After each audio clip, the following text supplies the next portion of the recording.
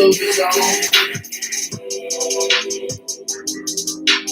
Facebook look like it's on.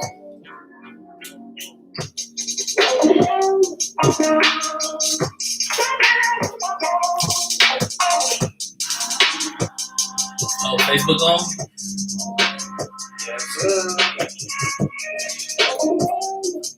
Okay. Dang, YouTube pick up everything in this one. But we don't want that. Yo.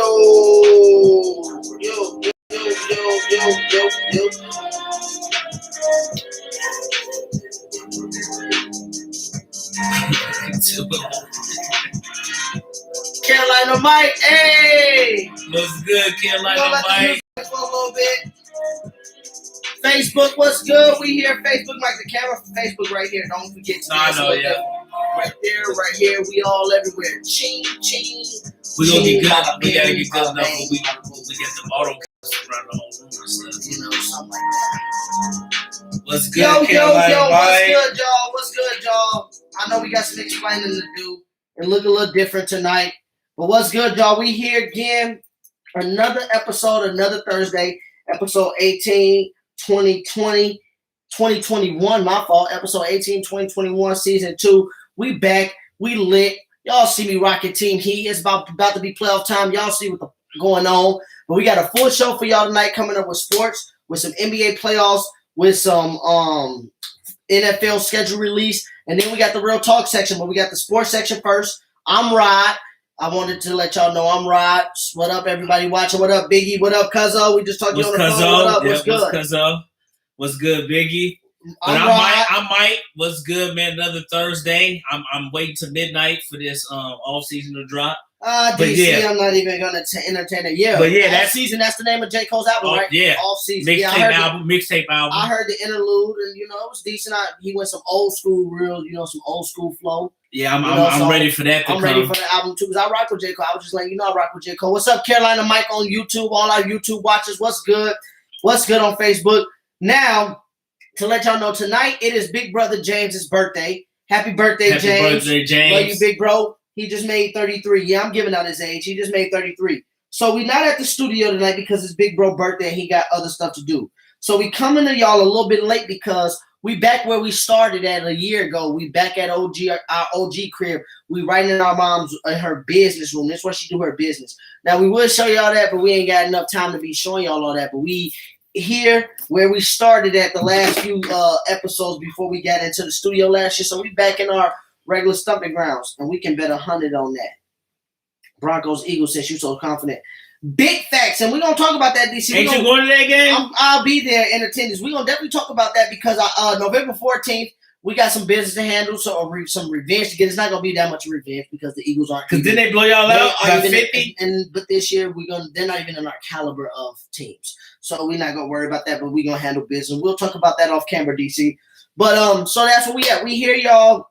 But nevertheless, we coming to y'all live. I want y'all to see that Wade Nation. Y'all know what time it is. It's playoff time. Y'all already know what's going on. YouTube, Facebook, y'all know what time it is, man. But yeah, we out here. So we back in Oakdale. Mike, you want to talk to the people and let them know something? My bad, y'all. But yeah, like I was saying, we're gonna talk about this. But DC, I got a few J. Cole questions for you when we get to that topic, so definitely be on the lookout for that when we get to real talk. But like I was telling you, I can't wait for this album to come out. That's all I'm thinking about. And then, hold on. Damn, I'm trying to figure something out on this phone. Damn, Bill came at that man. But yeah, I can't wait to get to these topics, though. You ready to get going to these topics? Damn, you ain't telling people what you got going on? Well, I'll tell y'all about it. Last week, we took Brotherly Differences on the road.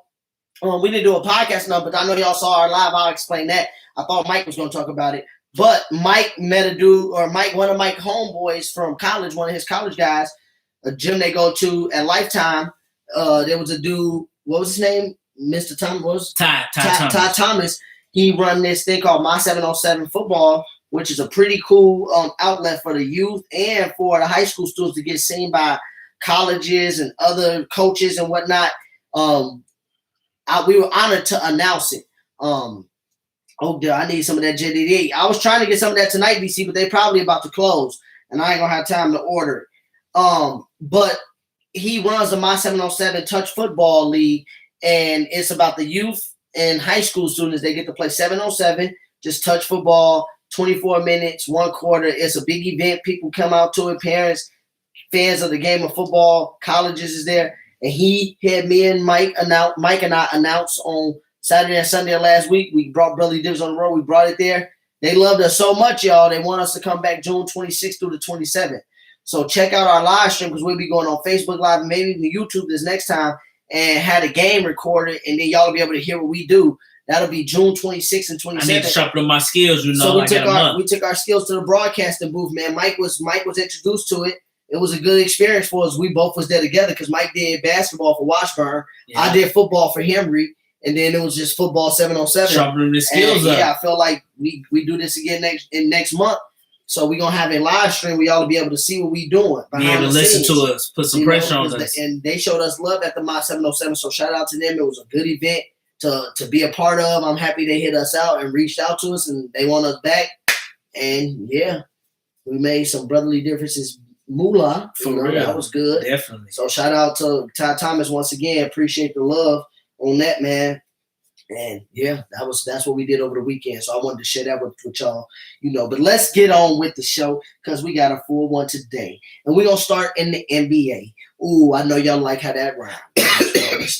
But let's talk about it. Do that shit. I saw y'all killing it last week. Keep it going. Appreciate that, Cuzzo. We know you be watching, Cuz. Keep it in the family. We already know. We already know how you coming. We appreciate the love and support, y'all. Thanks, Cuzzo, and everybody else, because we know we got a lot of it out there. But let's get going with the show, Mike. Mm-hmm. Y'all studio look familiar.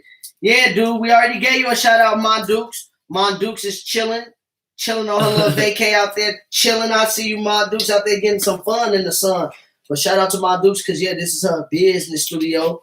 We're gonna talk about that too, Levi. That's coming up. Y'all on it today. I see y'all ready for it today. They ready for the segues. We coming, man. We just had to get y'all a little intro, a little bit of something for the people. Confirm. One of my coworkers just added because they're gonna watch the show tonight. Confirm. Boom. But yeah, let's get into it, Mike. My bad, y'all. We're about to get into it. Kent Bazemore from the Golden State Warriors, a friend of Steph Curry's as well, swingman for the Warriors. He called out Bradley Beal, who is in the running for the scoring title against Stephen Curry. He called out Bradley Beal because as we know, Bradley Beal is a few points behind Curry, like 0.5, I think it was, 31.8 to 31.3. Curry has the lead for the scoring title. Bradley Beal set out 2 games this week because soreness of a hamstring, a sprained hamstring. And Kent Bazemore called him out about that. He said, we got guys like my teammate going out here putting it on the line, 49 points in 29 minutes. And then we got guys in here that's faking a hamstring injury, sitting out, basically trying to keep his average the same. So if Curry do have a bad game, he can take the lead that way. Bradley Beal then responded, you don't know why I go out and play the game, and it's damn sure not to please another man. And then he said, your teammate is the one who stat chasing when he look at my box score every night and then go out there and play. And you talking about stat chasing, then you call Kent Bazemore a clown. Whose side are you on? I'm on Bradley Beal's side because I don't think he's faking the injury, and I don't agree. I just don't agree with Kent Bazemore bringing up thinking he faked the injury just so he can keep his average the same, just in case Curry have a bad game. But to me, that'd be stupid because Curry's not having bad games.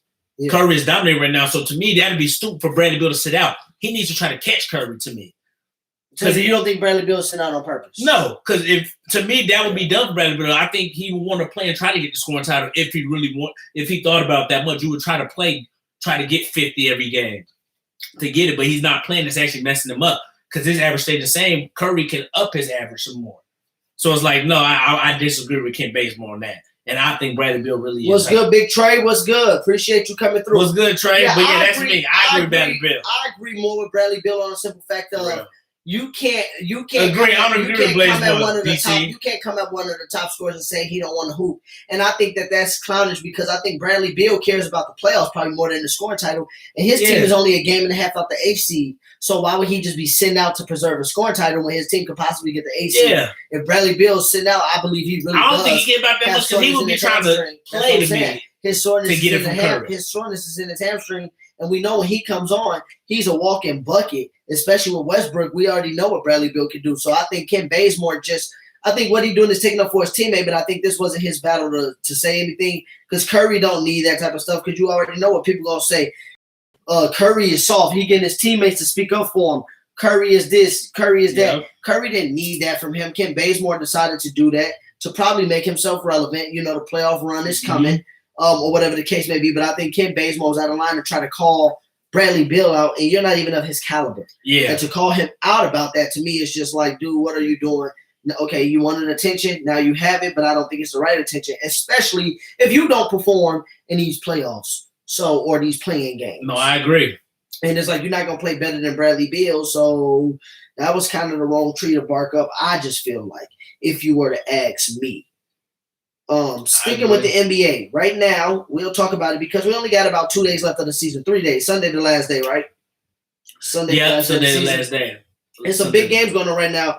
At the end of the first quarter, my Heat is beating the Sixers 38-22. By the way, woo! Yeah, you getting about Freddie. I try to tell y'all, but right now we're talking about seeding. The East right now. This is how the playoffs will stand if we go by the top 10. Mike, I want to ask you some seeding questions. Philly is the number 1 seed right now. If the playoffs were to start, they would either have to match up with Charlotte. If Charlotte was to hold on to the 8th seed, the 2 seed would be the Brooklyn Nets right now. If they were to hold on to the 7th seed, it would be the Boston Celtics. The 3 seed is the Milwaukee Bucks, and the 6 seed is the Knicks.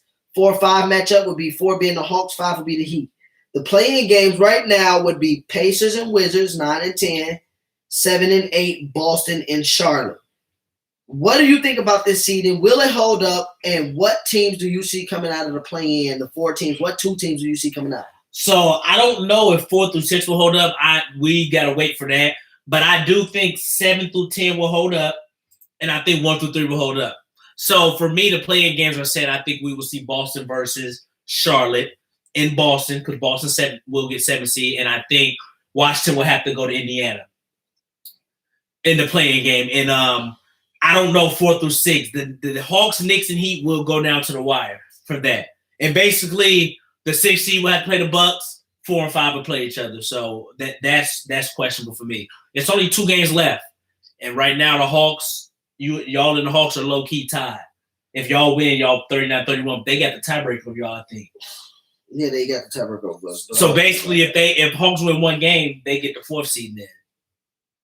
Because it's 2 games left, and they got the tiebreaker of you guys. We 30 and 31, they 39, so they need to win 2 more. They need to win their last 2 games, and y'all can't lose either though. I think that so if you ask me about seeding in the East first, we'll start off in the East. I think that not the Heat. D-Rose and the Knicks. I think that the playing games, the winners are going to be. I think Charlotte's going to become the 7th seed. I told you harder than the beast DC. I think Charlotte will become the 7th seed, and I think Wizards and Boston will fight for the 8th seed. I think the Wizards are going to beat the Pacers. Boston's going to lose to Charlotte. Charlotte will be the 7th seed to me, and I think Boston and the Wizards are going to fight for the 8th seed, and it depends on Bradley Beal's health. If Bradley Beal is healthy, I think I think the Celtics are going to fall out. I think they'd be the only team that we see fall out, and I think the Wizards and Hornets get in, and that means every team in the Heat conference besides the Magic would be in the playoffs.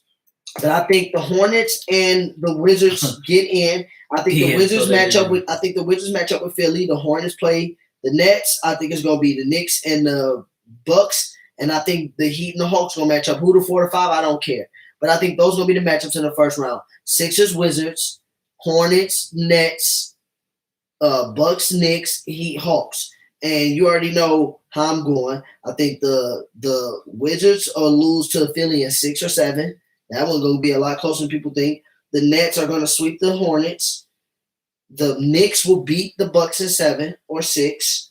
And then Miami will beat the Hawks. Knicks will beat the Bucks? Knicks are going to beat the Bucks. Y'all heard it here first. Like DC D-Rose. Knicks will beat the Bucks. Stop it. The Knicks defense in the half court section, to me, in Bucks half and court, will I'll be nice. Bucks and 6. the Knicks in the half court defensively. D Rose, will my stop guy. the Bucks, Bucks and 6. and D Rose has been on another level.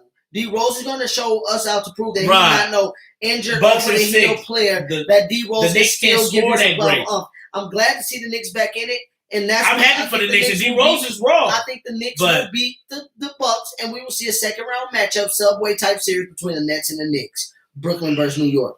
It'll be Bucks versus Nets. Brooklyn versus New York. The City. Bucks will beat the Knicks. I want y'all to get 6 seed. I want Heat to get 6 seed to play the Bucks again. That's what I want to see.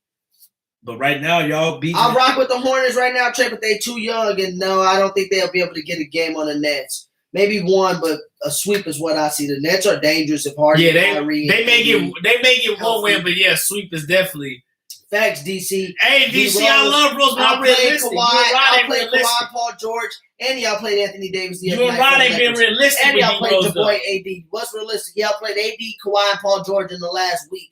He been showing that he's about to get in playoff form, playing closer to 30 minutes a game with Julius Randle, with that defense behind the Knicks. I'm telling people, in the clutch, D Rose gonna have the ball, and he about So to make DC, plays. you think Knicks can beat the Bucks too? That's just come on. D Rose Knicks is had a about to good make season. plays. They're about to make plays, and their season ain't over. It's just Bucks about to and start. 6. I'll be nice. D Rose about to show cats what it really do. He really about to show cats. Hey, Let's look at the West right now, because the Let's West go. is all jumbled up.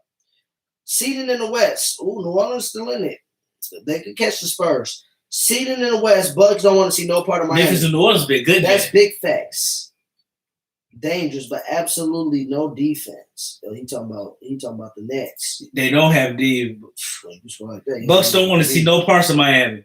Let's go with the West. The 1 seed, Utah Jazz. If that They might be a sticks- little scared of Miami, but they'll beat them this time. If the seeding sticks right now, Utah would be playing the Golden State Warriors. The Lakers would be playing the Suns. The Clippers would be playing the Mavericks. And The Blazers, Nuggets would be playing the Nuggets. Blazers. And the playing games would be Memphis and San Antonio, LA Lakers, and the Warriors. I think the Lakers will win and stay the 7th seed, Mike.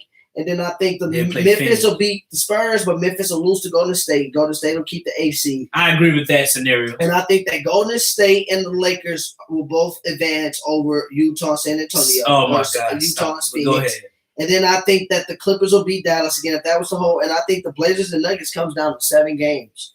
Blazers Come beat down them in again. 7 in Denver. You remember in Yeah, I remember that. 2019 And playoffs. got swept in the conference. Yeah, I remember that. Yeah. All right. Lakers will beat the Suns. I got Lakers beating the Suns in 6. I got Jazz over the Warriors. Warriors unless Clay coming back, Warriors ain't beating the Jazz. Yeah, that Nuggets and Blazers series tough. I don't know about that. That's gonna be tough, especially without Murray. So you got the same playing scenario that I got. The Lakers winning the 7th seed. Yeah. I agree. Warriors will play the Jazz and Dallas Lakers will better play not Suns. slip up. I think Clippers will beat Dallas in 7. That's gonna be a great series. Dallas will give a bigger run for their money this year. And then that They Portland might win Nuggets one. series, like you said, that might go to 7 again. We don't know. They So- might win one more. Dallas may win one more. Let's see what Carolina are doing. He gone. Carolina might go. But yeah, that's basically like I want to see Blazers Clippers. Yeah.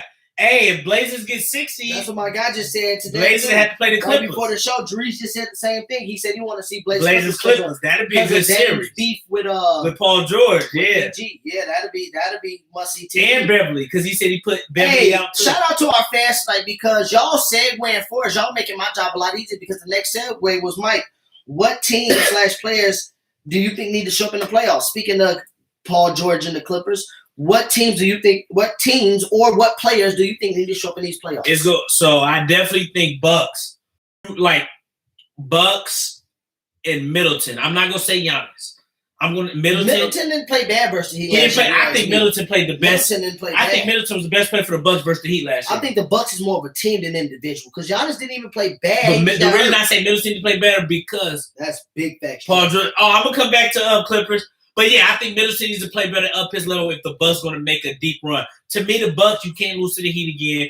The only team that you can lose to is really the Nets. If you lose to the Nets, I don't think people would trip. But if you lose to anybody else, even the Sixers, don't lose to the Heat again. So the Bucks get a lot of pressure this playoffs. If they can't avoid the Nets, but you got to win your first round series. Don't lose to the Knicks or the Heat or Atlanta. Is there any players that you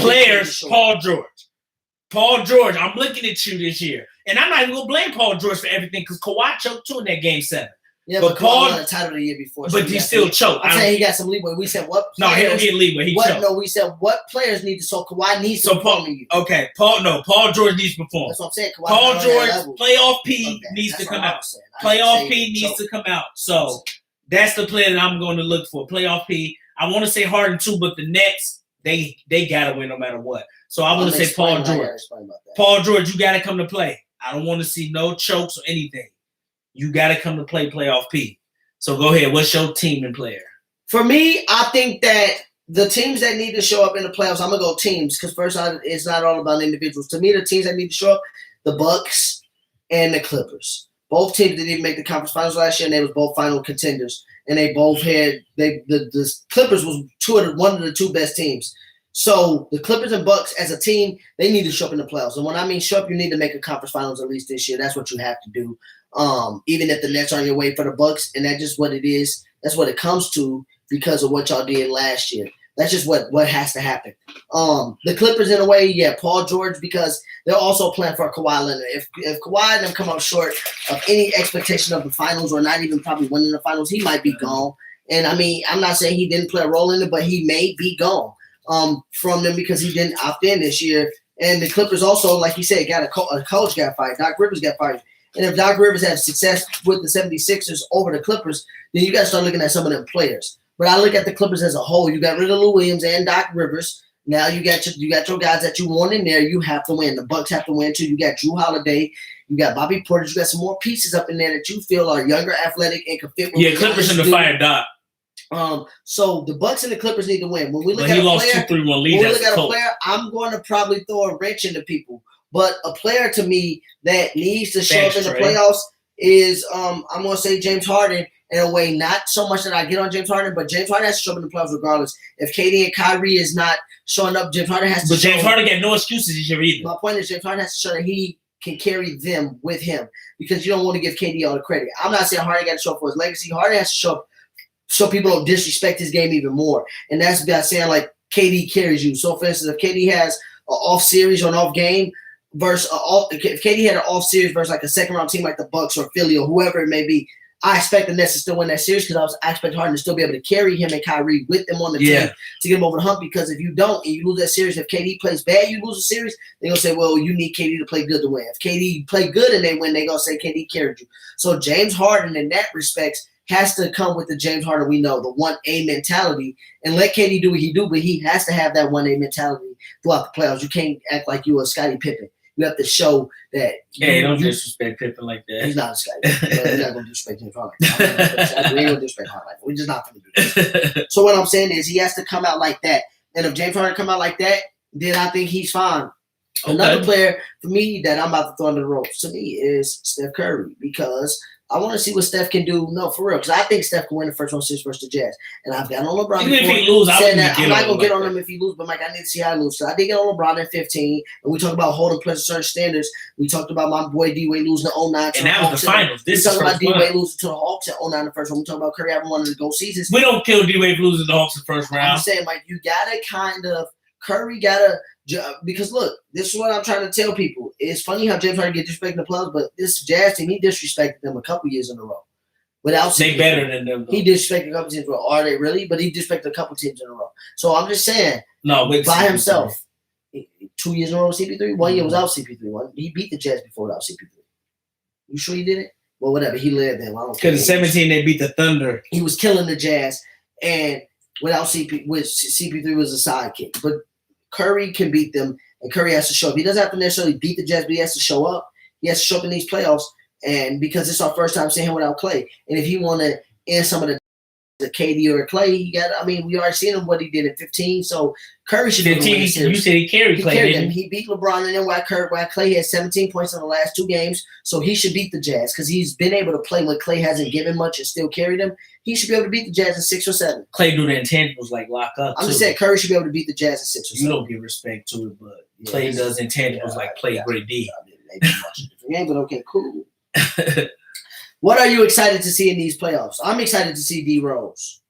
I'm definitely excited to see D Rose. He looking Warriors. good. I think they're gonna win in the first round, dudes. They gonna win their first round series. Warriors going home. They will win the playing game, but they going home. Jazz will. Shit, the Warriors might mess around But, in the conference finals. They you can said beat you the excited to Blazers. see D Rose. They're struggling versus Nuggets. They can beat the Blazers fucking around. Stop it. Warriors might But you're fuck around right. in He the do conference own finals. Lillard though. Yeah, but that's what I'm saying with the seeding at the I'm not Lakers, gonna lie. they might fuck around. I'm excited to see. I'm excited to see what the Nets do for real. I'm excited to see what the Nets do in the playoffs. Like I really want to know. I don't know. And also that Lakers and Suns series, if they can play, if Lakers win their playing game, that Lakers Suns series is gonna be a good first round. So I don't know. I'm just looking forward to NBA playoff basketball, man. I'm glad it's back.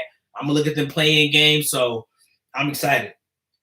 So what did you say? You said D Rose on that list. I'm excited to see him, Julius Randle in the playoffs. I'm excited to see D Rose because what they gonna do is gonna shock the world. Yeah, over here, but they gonna beat the Bucks in 6 or 7, and D Rose gonna show everybody that he's still that perennial point guard. That he's a perennial point guard that respect need to be put on his name. And when I say respect, we ain't gonna say people like Chris Paul is better than him. Oh yeah, you know what I'm saying? D Rose gonna get respect on them. Gonna beat Giannis Antetokounmpo with Julius Randle having the most improved type season, MVP caliber type season to serve Julius Randle. Hey, Wizards could make the playoffs because if they beat the Pacers, they can possibly play the Hornets. They can beat the Hornets, so Wizards can get that 8 to play Philly. What I'm saying Philly is sweep them. D Rose in the first round is gonna make some noise. The Knicks is gonna make some noise. Him and Thibodeau is gonna be on a tangent to show people what should happen in Chicago.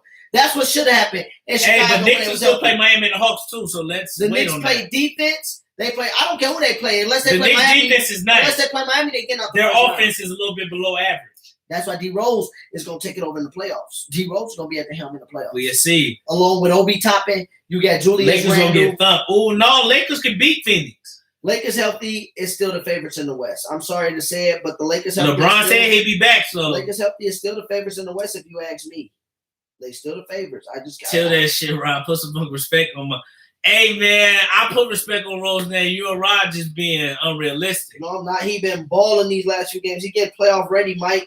D Rose is a real baller. He know what's on the line. He know what time it is. D Rose, my guy. I know he your guy, but he know what time it is, and you should know what time it is. D Rose a real hooper. Time.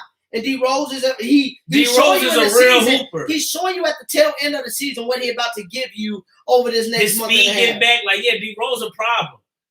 And he finna show that in the playoffs. Wait, what somebody say about CP3? CP3 got them boys. Ooh, we'll see, man. Lakers Suns will be a good series. Yeah, not if they healthy.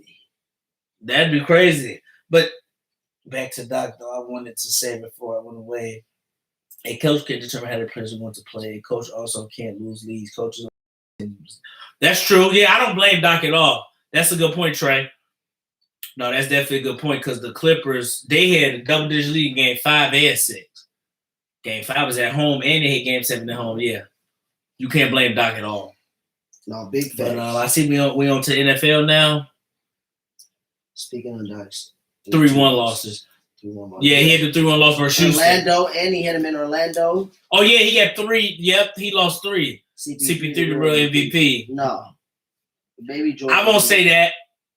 And B probably will get it. But, Mike, let's get to the NFL because right now this is kind of the beginning. He does go to teams and improve. But he not MVP. He does. He do, but okay. This is kind of the NFL's beginning of the season. Now, we on good time, too. 28 minutes, a half hour in, basically. And it won't do nothing to Brown legacy if Suns put them out. It won't do nothing. We in the good. He'll still be between 2 to 4 for me. We in a good mode right now. But dude, Suns, I mean, I feel bad for them in the Jets. It's the wrong year to be a 1 and a 2 seed for real because look who they got to face. They got to face the Warriors and the Lakers possibly. And like I said, I just don't. They got to show me. I don't think the Suns can knock off. Hey, dude, stop with you though. Suns, I'm a believer in the Suns. The Suns play D, but man, the Lakers just if LeBron healthy with AD, they Suns do got D low key. Suns do, but LeBron and AD just too good. Yeah. And then LeBron and AD healthy. Didn't they just drop 40 on the Suns? Oh yeah, AD, yeah. I mean, then you bring LeBron back. Then you got Drummond out. But it's gonna be a good series though, because I even told Rod don't sleep on them Suns. 4-2. I mean, cool. 4-2. But we'll see. I can't wait to the playoffs. But if they prove me wrong, they prove me wrong. I mean, I don't care about the Lakers. But moving on to the NFL now, Mike. It's a lot of things that's been happening this week. One of them in the media right now that Tim Tebow might be coming back to the NFL, but not as a quarterback, as a tight end. What do you think about Tebow possibly being back in the NFL? What you got to say about that? See, I don't know why people so mad at Tebow that he coming back. People should. I'm not mad at Tebow for coming back. He using his privilege to get back into the league. Really, I'm not. If he want to come back tight end, let him. Or his connect. Yeah, or his connect. But we know why Kaepernick is out the league. I know I'm bringing up Kaepernick because that's just people like he's not back in the league, but we already know why. We know what time it is. We know what time it is. We already know it's unfair that they're not gonna bring back in the league because of certain things. So it's like people shouldn't get mad at Tebow for it. I know he ain't played in the NFL in 9 years, but we already know the deal. So to me, just I don't know. No, Tebow gonna be weak as a tight end. If he might need to play quarterback. If Trevor Lawrence get hurt, because Tebow will be weak in tight end. Jacksonville week 2 at Jacksonville. Tebow ain't gonna want to block like that. Play Jacksonville week 2 at Jacksonville. Can you pitch him block environment week 2? Yeah, Tebow ain't gonna want to block like that, Deuce. Can you pitch him block environment week 2? And Tebow can't catch. We're starting off fair enough. We talking about that without Aaron Rodgers. Oh God, please don't talk about how whack Denver will be. Our first 3 games against the Giants, at Jaguars versus the Jets. Yeah, Tebow definitely got major connections, but games? We know what time it is. At Giants, at Jaguars versus Jets. Then versus Baltimore. We know what time it is. Are we gonna start off 3-0? I'm gonna put you on the set now. At Giants, Jacksonville. Y'all got a lightly schedule, but y'all gonna finish 8-9. But we gonna start off 3-0? Y'all might, yeah. Y'all might. Giants probably could beat y'all. So 3-0 is when we gonna start off, then we gonna lose. I didn't say 3-0. I don't know. We gotta let training camp go first. I wanted to see what you would say. But Tim Tebow be making that film. We know it's because of the connection. Shout out to Urban Meyer. You know, he gonna do what Urban tell him to do. Facts. I think he gonna play some tight end. He might sneak back that quarterback, throw a couple passes in there. But I think he'll make the team because they think Tebow's a gamer. I want to see what he do at tight end, to be honest. I want to see if he can take the physicality, if he can catch the balls and take the hits. I want to see if he can do all that. DC, you're drunk. Let me laugh at that real quick. Yeah, but I want to see. Y'all losing to the Giants. I want to see what Tebow would do at tight end. Can he catch some passes? They might lose to the Giants. For real, y'all might lose to the Giants. Can he take some hits? Can he get off your tank? Can he block and sustain what tight ends do? It'll be interesting because if he succeed, man, Tebow, like somebody said the other day, they're gonna have to make a movie after this motherfucker. He was gonna play baseball. He's an analyst, quarterback, baseball analyst. Now back at tight end, and if he produces that tight end and catch even 10 catches or even get a touchdown as a receiving tight end, I will be like, damn, Tim Tebow, man, I gotta, that's my man from Florida. But as a quarterback in the NFL, you already know what I think about the man. He was a more. I was shocked you was hating on him because he was a Florida dude. No, when he was in Denver, you was hating on him. I'm not hating. I'm calling it how I when he was winning those games. Man, oh my God, the man was not winning the games, Mike. That's all I'm saying. He was on the team and he was good inspiration. He was good spirit. He did make plays, but he was not winning the games, man. That's all I'm saying. He wasn't winning them games. That was God. Well, of course, football's a team sport. It's not about a team sport. Like, we know how Tom Brady and Aaron Rodgers go out there and Mahomes, they win games. Well, yeah, but I mean, he did make a couple throws, but no. Blake Bortles, you saw he signed with the Packers? Hey, Blake Bortles. And LaRosse said Blake Bortles better than Troy Aikman. I said Blake Bortles and Troy Aikman is about the same type of level of a QB. What you saying that is even way more disrespectful. Y'all hear that? Never play with an offense like Blake Bortles. Never play with an offense. Hey, our cousin Jeremy, he told me Troy Aikman better than Peyton Manning. Yeah, Jeremy's sick. And Blake Bortles. Sorry for putting you on blast like that, Jeremy. Blake Bortles took Jacksonville to Jeremy said Blake Bortles took Jacksonville to the NFC Championship game and was up 20-10 on Tom Brady going into the fourth quarter. Troy Aikman, don't look like Troy Aikman won the winner with Dallas. Hall of Fame offenses. What is Blake? Name me a Hall of Fame player. But Troy Aikman still, I don't know. That'll be one next time. We're going to argue that one day. Troy Aikman is a Blake Bortles type of quarterback. That. Troy Aikman is I showed you his career stats, Mike. Troy Aikman is a Blake Bortles type of quarterback that Tebow did win a playoff game. That had a team around him. Then what happened in the next playoff game? That their heads beat. Well, who did he play? And he should have lost. Who did they play? Was the one did they play the Patriots? The Steelers was the 1 seed. No. They was the top seed. That was first round. Yeah, they was top seed wild card. Don't do that. No, Denver had a home game. Steelers was 5th seeds. They won the division. Yeah, Broncos won the division. Yeah. Don't do what? Hey, don't do what, dude? Don't do that with Troy Aikman. Oh, yeah, he right though. Like, come on, man. Blake Bortles better than Troy Aikman. Stop it. What's the next topic, man? Cause you tripping. Oh no, we don't want to do that. Man, that number one defense did that. Actually, go look up the game Blake Bortles had versus the Steelers when they put up. They did have a top D. They versus Steelers. They did have a top defense though. 40-some points, and Ben Hey, Roethlisberger was killing they that still hit the top defense. Ben Roethlisberger was killing it with Antonio Brown. So what did their defense do? And then their defense allowed to come back in the fourth quarter. Brady put up 14 unanswered points. And Gronk didn't play in the fourth quarter because he had a concussion in the third quarter. And he did all that without Gronk. And we give it credit to the defense. What did that defense do when it was time to shine? What did the defense do? Brady came back on him in the fourth quarter without Rob Gronkowski. They was carrying him. He came back on the fourth quarter without Rob Gronkowski. And then the defense gave up. You remember Jacksonville beat the Steelers 45-42. Yeah. What was the defense? 42 points? Big Ben didn't throw about 4 points, but he put up 42 points. You were like them 4 pages ain't big. Blake Bortles put up 45 points. And don't nobody give him credit for that 12 game. I'm just saying Blake Bortles is better than people think when he put up weapons. He did have a D though the whole season. What playoffs? We talking about playoffs. Did they play the first round? About playoffs. Playoffs, yeah, you're right. They was getting torched by the Steelers. And Blake Bortles played good that game. Yeah, outplayed Ben Roethlisberger. But versus the Patriots, he couldn't move the ball. Outplayed Big Ben Roethlisberger. Versus the Patriots, he couldn't move the ball. That's how the Patriots came back. He couldn't move the ball, nor was it. They was calling bad plays. They was moving the ball, then they couldn't get up points anymore. And the defense was supposed to get stops. You couldn't get one stop. One stop. This time, Brady. We talk about Brady. Like dude said, we talk about Brady. You know Brady does. What did he do versus my Broncos defense? Oh God. Okay. What did he do versus my Broncos? We know what he did do versus Legion Boom. For real, what did he do? He was a 2-point conversion short. Please stop talking about make the playoffs. What did the no-fly zone do to that man? No, but Deuce right though. That's Brady. What did the no-fly zone do to that man? Hold on, y'all. Speaking of this, Mike, bring up the NFL schedule release. I'll be back, y'all. I gotta go get something. All right. I'll be back. No, talk to him. No, we're about to talk about the schedule. NFL schedule release. Tell them what games you're looking forward to. All right. Hey, we're about to talk about the schedule though. I'm gonna go to week 1. Cowboys Bucks. That's a good game. That's gonna be a good Thursday night game. That's gonna be a good Thursday night game. The Cowboys and Buccaneers. Bears play the Rams. Hey, dudes, who your Packers? If Aaron Rodgers leaves, is y'all done? Deuce? If Aaron Rodgers leaves, Packers might be last in the division. Jalen Ramsey and them were some dogs. Jalen Ramsey and them definitely were some dogs. Let's see who your Eagles got, DC. Let's see who them Eagles got. Week 1. Y'all play the Falcons. That's probably a win. Hey, yeah, if y'all get rid of Aaron Rodgers, y'all, it's tight. Cause he y'all team basically. Adam's still a beast though. Adam's a beast. Y'all still got what's y'all running back name? Damn, I can't think of Patrick. No, I forget his name. I can't think of it, but y'all still got the running back. But Bears, man, we playing primetime game Sunday night versus the Rams. Dang, people really think Stafford about to come kill with the Rams. But let's see. Let's go to some more Bears games. We got the Bengals in week 2. We play the Packers.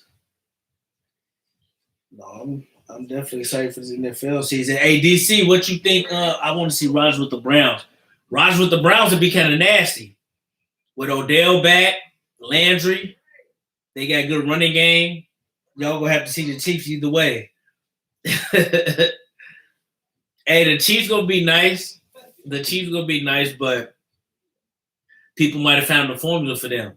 Bucks may have gave people the formula. So we'll see. The Chiefs probably will get popped a few times, Morgan. They might go 12-5. No, 13-4. We gonna be a run. Yeah, Packers, man. Y'all better trade for like Russell Wilson or something. Y'all better figure that out though, because man, y'all better get something in return for him. But let's see who else. Hey, DC, what you think the Eagles will do? The Eagles. I wish Julian was on here because he's an Eagles fan. But what you think the Eagles gonna do? Oh, I'm back. You talking to my people? Oh my, yeah, we talking the schedule, man. You talking to my people? What the Eagles gonna do? Dude's being a realistic fan, and he basically said with the Packers, you the only unrealistic fan. Send Rodgers ass to the Broncos so Chiefs still win the division and shit. Hey, Morgan, if Rodgers go to the Broncos, that's gonna be. Hey, we don't fucking need Rodgers. All right, turn up. Y'all know what I had. Y'all know what time it is. The nation. Y'all already know what time it is. Bronco Nation. And you already know what games I want to see. November 14th, we're going to beat the hell out the Eagles, DC. I'm predicting scores right now. You said we're going to lose to the Giants? Week 1, 27-9 at the Meadowlands or whatever they call it now, whatever the fuck they want to call it. 27-9. Week 4 versus the Ravens. Lamar Jackson and them come to town. High scoring offense. Not that week. 27-13. Us over Lamar Jackson. When we play the Eagles, November 14th, we will beat the Eagles 31-10. 31-10. And then when we play the Chiefs December 5th, we're going to come out of Arrowhead with a 27-16 victory. Niggas ain't going to even score 20 points. Wow. I had to just ignore that whole thing. Bronco Nation. You say this every year about Denver. Denver, y'all trash. And if we get, it's always an excuse. I got the hat. You know I'm going to November, so I'm going to need the hat. I got the... exactly. He said we don't need Rodgers. But you'd rather have Drew Lock. We don't need Rodgers. Oh, yeah, y'all got Teddy B. We got Teddy Bronco. Call him his real name. And look. We going to send that man to Washington. Look. We will go 11-5. We will go 11-6 or 12-5 without Aaron Rodgers. If Aaron Rodgers come to Denver, we're going to go 14-3. We're going to go 14-3 and 15-2. Sudden bombs all day. Like dude even said, it don't matter who the quarterback is. There's no way you can think y'all going 14-3, 15-2. It don't matter who the There's no way you can believe that. With Aaron Rodgers. Oh, with Rodgers. Okay. Without Aaron Rodgers, we're going to go 11-6. I thought you said without Rodgers. No. Okay, my without bad. Without Rodgers, listen carefully. Without Rodgers, we're going 11-6 or 12-5. With him, we're going 14-3 or 15-2. Okay. Really just need to tell. With Rodgers, y'all would definitely be a way better team. They're retired. With Rodgers, we'll wait. With Cortland Sutton and Jerry Jeudy, just like Jeff Legwall said the other day. No, I would trade him, Morgan. I would trade him. Regardless of who the quarterback is,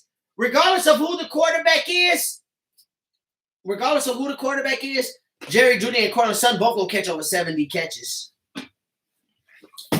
Jerry Jeudy and Sutton. Okay, maybe. Jerry Jeudy and Sutton both gonna catch over 70 catches this year. Easily, maybe. You think Sutton easily? In his sleep. Son gonna do that in his sleep. Son might have 70 catches by Son might have 70 catches by the 10th game. Son go get 80 catches about. He go do Son may have 70 1100. catches by the 11th game. Mike. Get 8 touchdowns. Broncos 6-10, and we can bet. So on remember this. Actually, there's 17 catches, games 1100 now. yards, 8 touchdowns. East Carolina River Cricket. What? But Rod, you think Tyreek Hill better than you think Sutton better than Tyreek Hill? He's gonna be. Deuce said we'll be 10-7. Okay, Big Deuce. I mean, yeah, I said 11-6, 12-5. I said 8-9. I said 11-6, 12-5, Deuce. So you ain't right off. That 10-7 might be good enough to make the playoffs. Low key. We can bet. Oh, DC think y'all gonna be having. And DC, we gonna beat the Browns ass. We play the Browns. You talking about the Browns? We beat them. Gonna beat them up again. And last time we played Baker Mayfield, we beat their head in. See, Robbie worried about 70 catches. Chiefs is gonna do what they have to do to win. Morgan, I'm not worried about the Chiefs. We got the blueprint on them. They had 9 points first Tampa Bay, and our defense way better. Stop it. 9 points first Tampa Bay, that shit ain't gonna cut it. And now we got Patrick Surtain, Ronald Darby, Kyle Fuller, Bryce Callahan.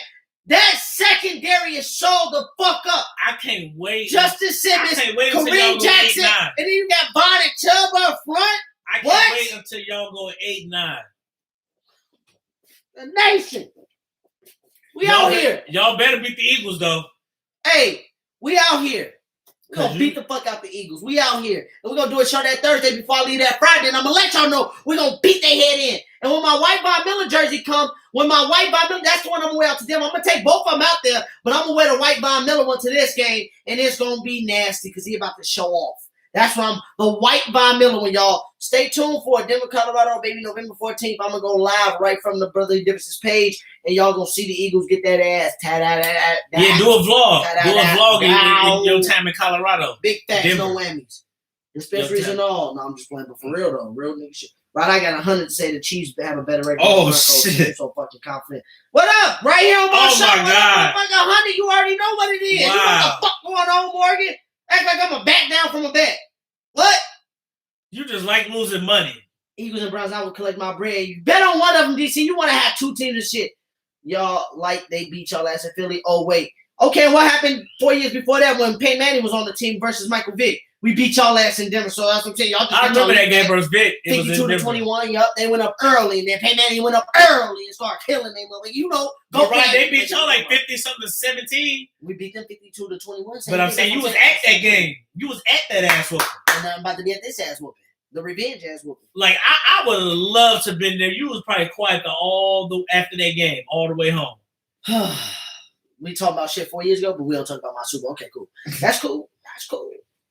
We gonna see November 14th who's gonna be quiet. Oh yeah, Rod, the camera gonna be on Julian. I really can't believe you. Did you really bet 100 on who had better between Chiefs and Broncos? If I'm lying, I'm dying. Wow, you really like losing money. Fuck them niggas right now, for real. The Chiefs really weak. 9 points in the Super Bowl. One of the greatest offenses. Rod, 9 points Super Bowl versus the Bucs, the Super Bowl champs, who didn't have defense. Didn't they beat y'all 43-16? Stop it. Yeah, we gonna find one in Colorado for you to ride, you fucking narc. And he rode a board. He rode a board. Yeah, I'm a man to my bets. I'm a man to my bets. Man, I bet he was quiet. What's the next topic, though? Rod Cussing is a version of Stephen A. Smith what he wishes he could do on TV. Facts. He wish he could have my job, Trey. I'm the real Stephen A. No, he quit his job. He get like $10 million. Super Bowl. Wait, DC, he get $10 million. See, this what killed me about runner-ups or non-runner-ups. What happened to the Eagles in 2013? Eagles got a Super Bowl later than y'all. What happened to the Eagles in 2013? Eagles Super Bowl we bring recent than y'all. Bring up 2013. What happened to the Eagles in 2013? Do anybody remember? You got to think about it. I think they lost in the first round of the year to the Saints, if I recall, at home. I think New Orleans beat them, but I could be wrong. Maybe somebody need to fact check that. I wish we had a statistician here to fact check that. That's one thing Stephen A. got over us, y'all. He got a statistician to fact check the bullshit. And he making 10-something a year. I don't care what he making. Me neither. Why Richard Sherman didn't get signed? I don't know, man. Dudes, they talking about Richard Sherman probably going to go back to Seattle, or I thought he was going to stay with the 49ers. Y'all think he still got it, though? Yeah, I'm waiting on Richard Sherman. I spelled just like the Broncos. Rod say he a man of his bench, but Morgan, shut up. All right, I owe you $50. Okay, and what? I paid you another $100. You would get that before the new season starts. Nicole said, "What happened?" But yeah, Richard Sherman definitely. Nicole didn't say that. Tell her to type under her name, and I'll believe it, Julian. But we're not gonna talk about that. But Richard Sherman going to be on the team, Deuce. I can see Richard Sherman going to a team like the Bears. Oh, that'd be nice. But Richard Sherman, I think he'll be on the team. I think he just kind of Richard Sherman. He's a smart dude. He's not as fast. He just waiting. He just waiting. He's not as fast. He still can cover the field. He's smart, instinctual. But because he's still like his catch percentage last year was still among like top 5. Yeah, he was decent last year. He's just not the same. But I think he just playing the market and waiting to see what's out there. Rich Sherman's a smart dude, so he gonna take the best thing that he feels is best for him, and probably the team that can win now. A team that he can help now. I've been hearing some rumblings like about Julio Jones going to the Vikings. If that happens, what do you think the Vikings would do? That'll actually, man, with Jefferson, with Cook, the Vikings just drafted somebody. The Vikings will mess around win that division low key.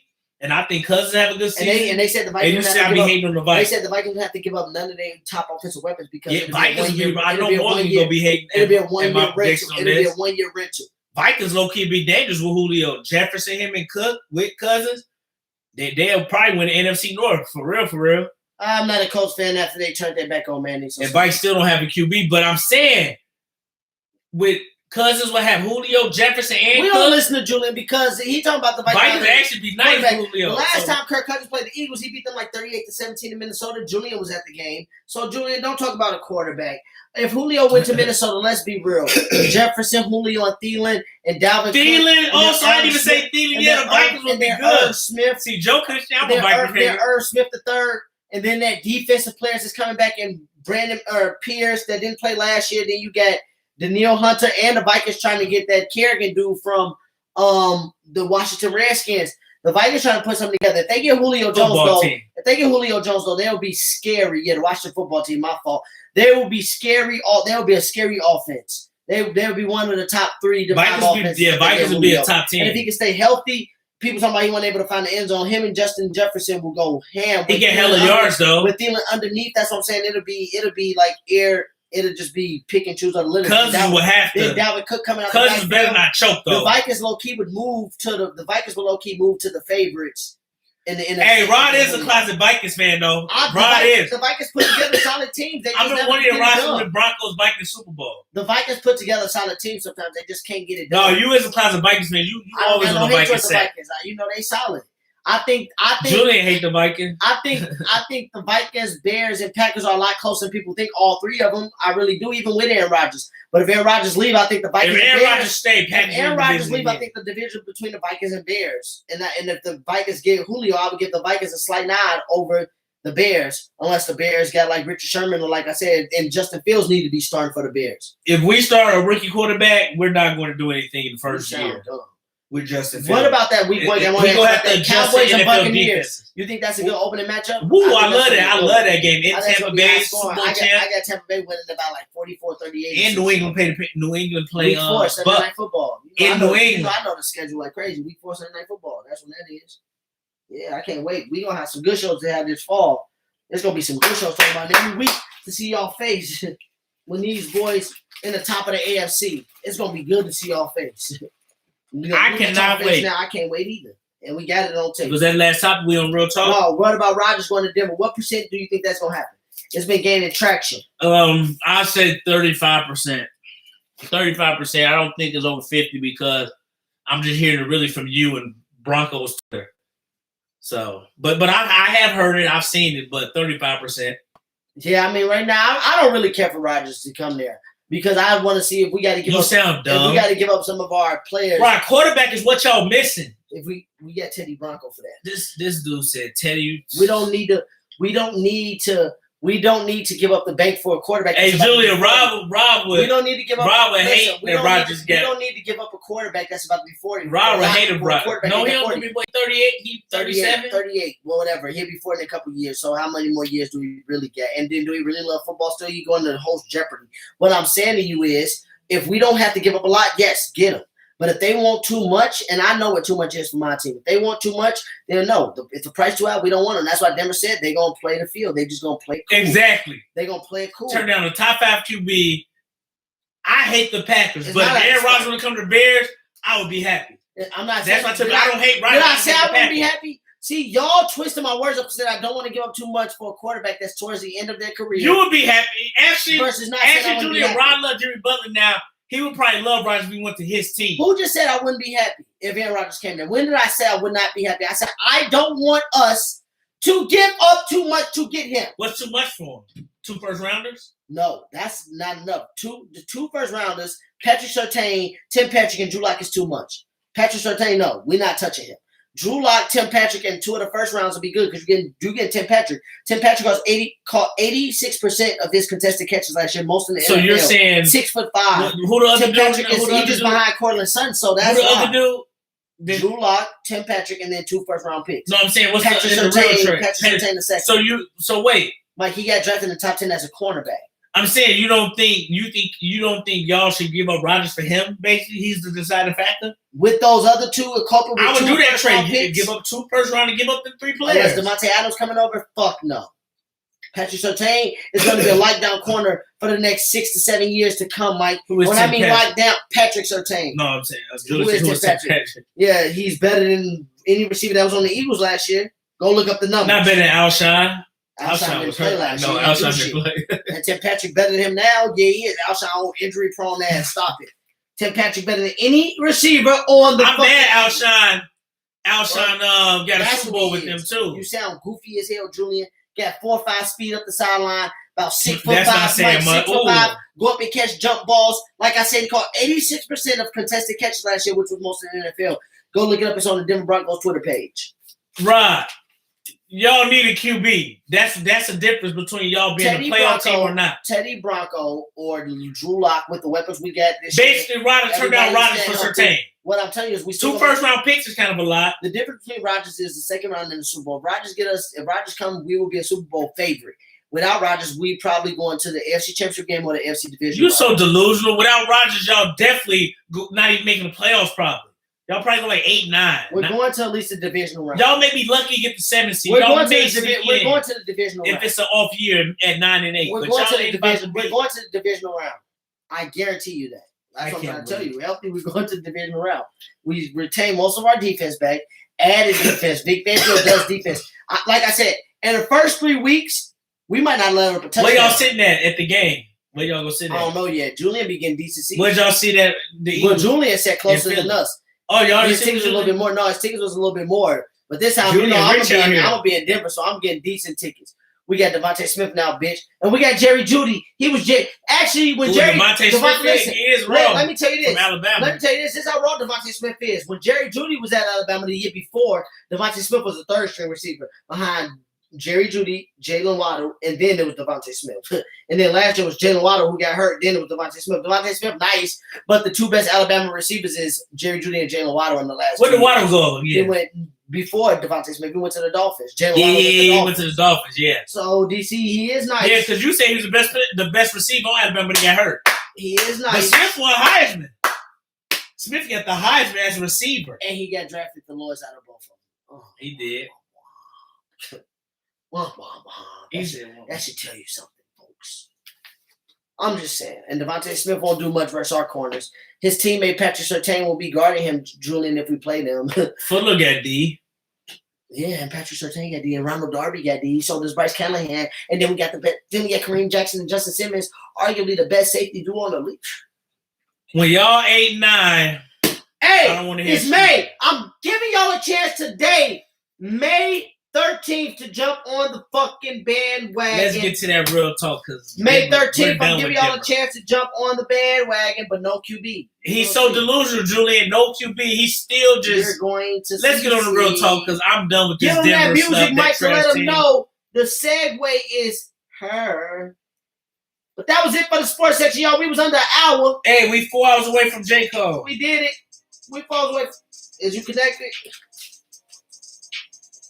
Hold on.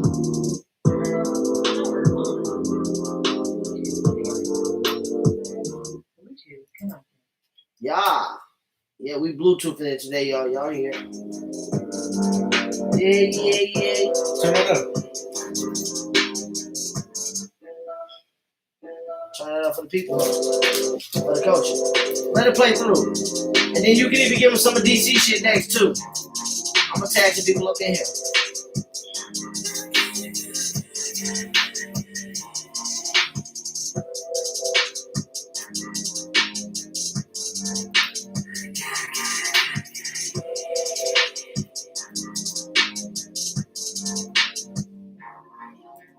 Yeah, we're gonna play cousins.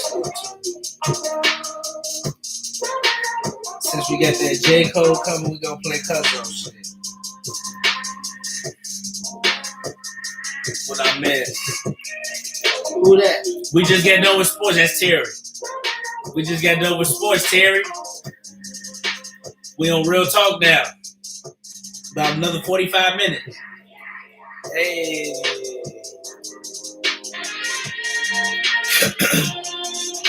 Hey, we 4 hours away from J. Cole, too. We 4 hours away from J. Cole, man. Or maybe 3 hours, because it may come out at 12 East Coast. But we'll see. We will see.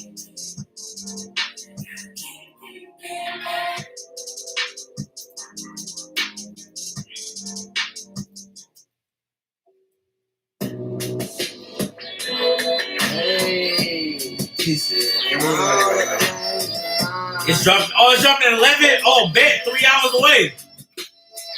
3 hours away.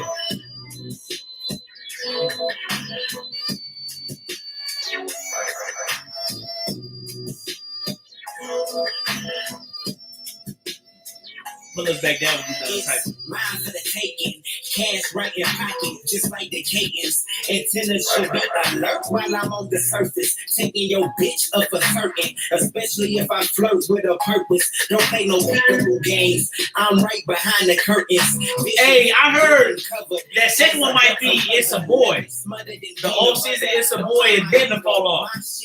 Or he gonna drop the Fall Off. Because I heard he dropped 3 albums. Off season, It's a Boy, and then the Fall Off. That's what I saw. But I'm just excited for this off season, man. I'm definitely sitting up watching that. I mean, listen to that. Make you think it's some Oye. We just a flame whenever I shiver on cold days. Obey tactics, practice, become savage. Wins, talent, blow. Hey, it better be cold for real, Terry.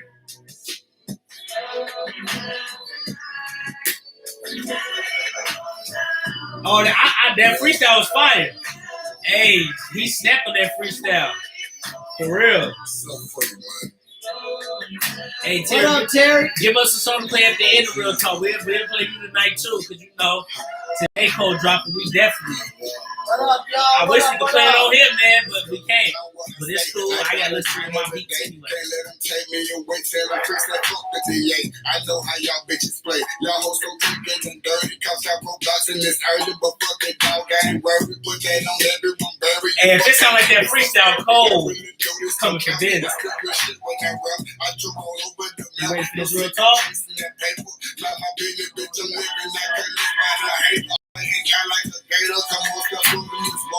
Let me flex like Sammy Yell. Let me fuck with my daughter. That right is the time to kill. This shit so true, it's so real. It's going down where I live. Surviving, trying to pay bills. My mama holding back here. And if I find out I can deal. But fuck it, no glory, no fear. Bitch, that shit you can feel. My mama holding back here. Take a fight my life, I can deal. Oh yeah, if you do the don't own the rights, yeah, no, you're right, but man, we're gonna let everybody enjoy that.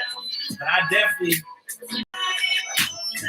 maybe next week, definitely play our favorite track off of it. Just say we don't own the rights to it. So you right there. I've been trying to say I know, but man.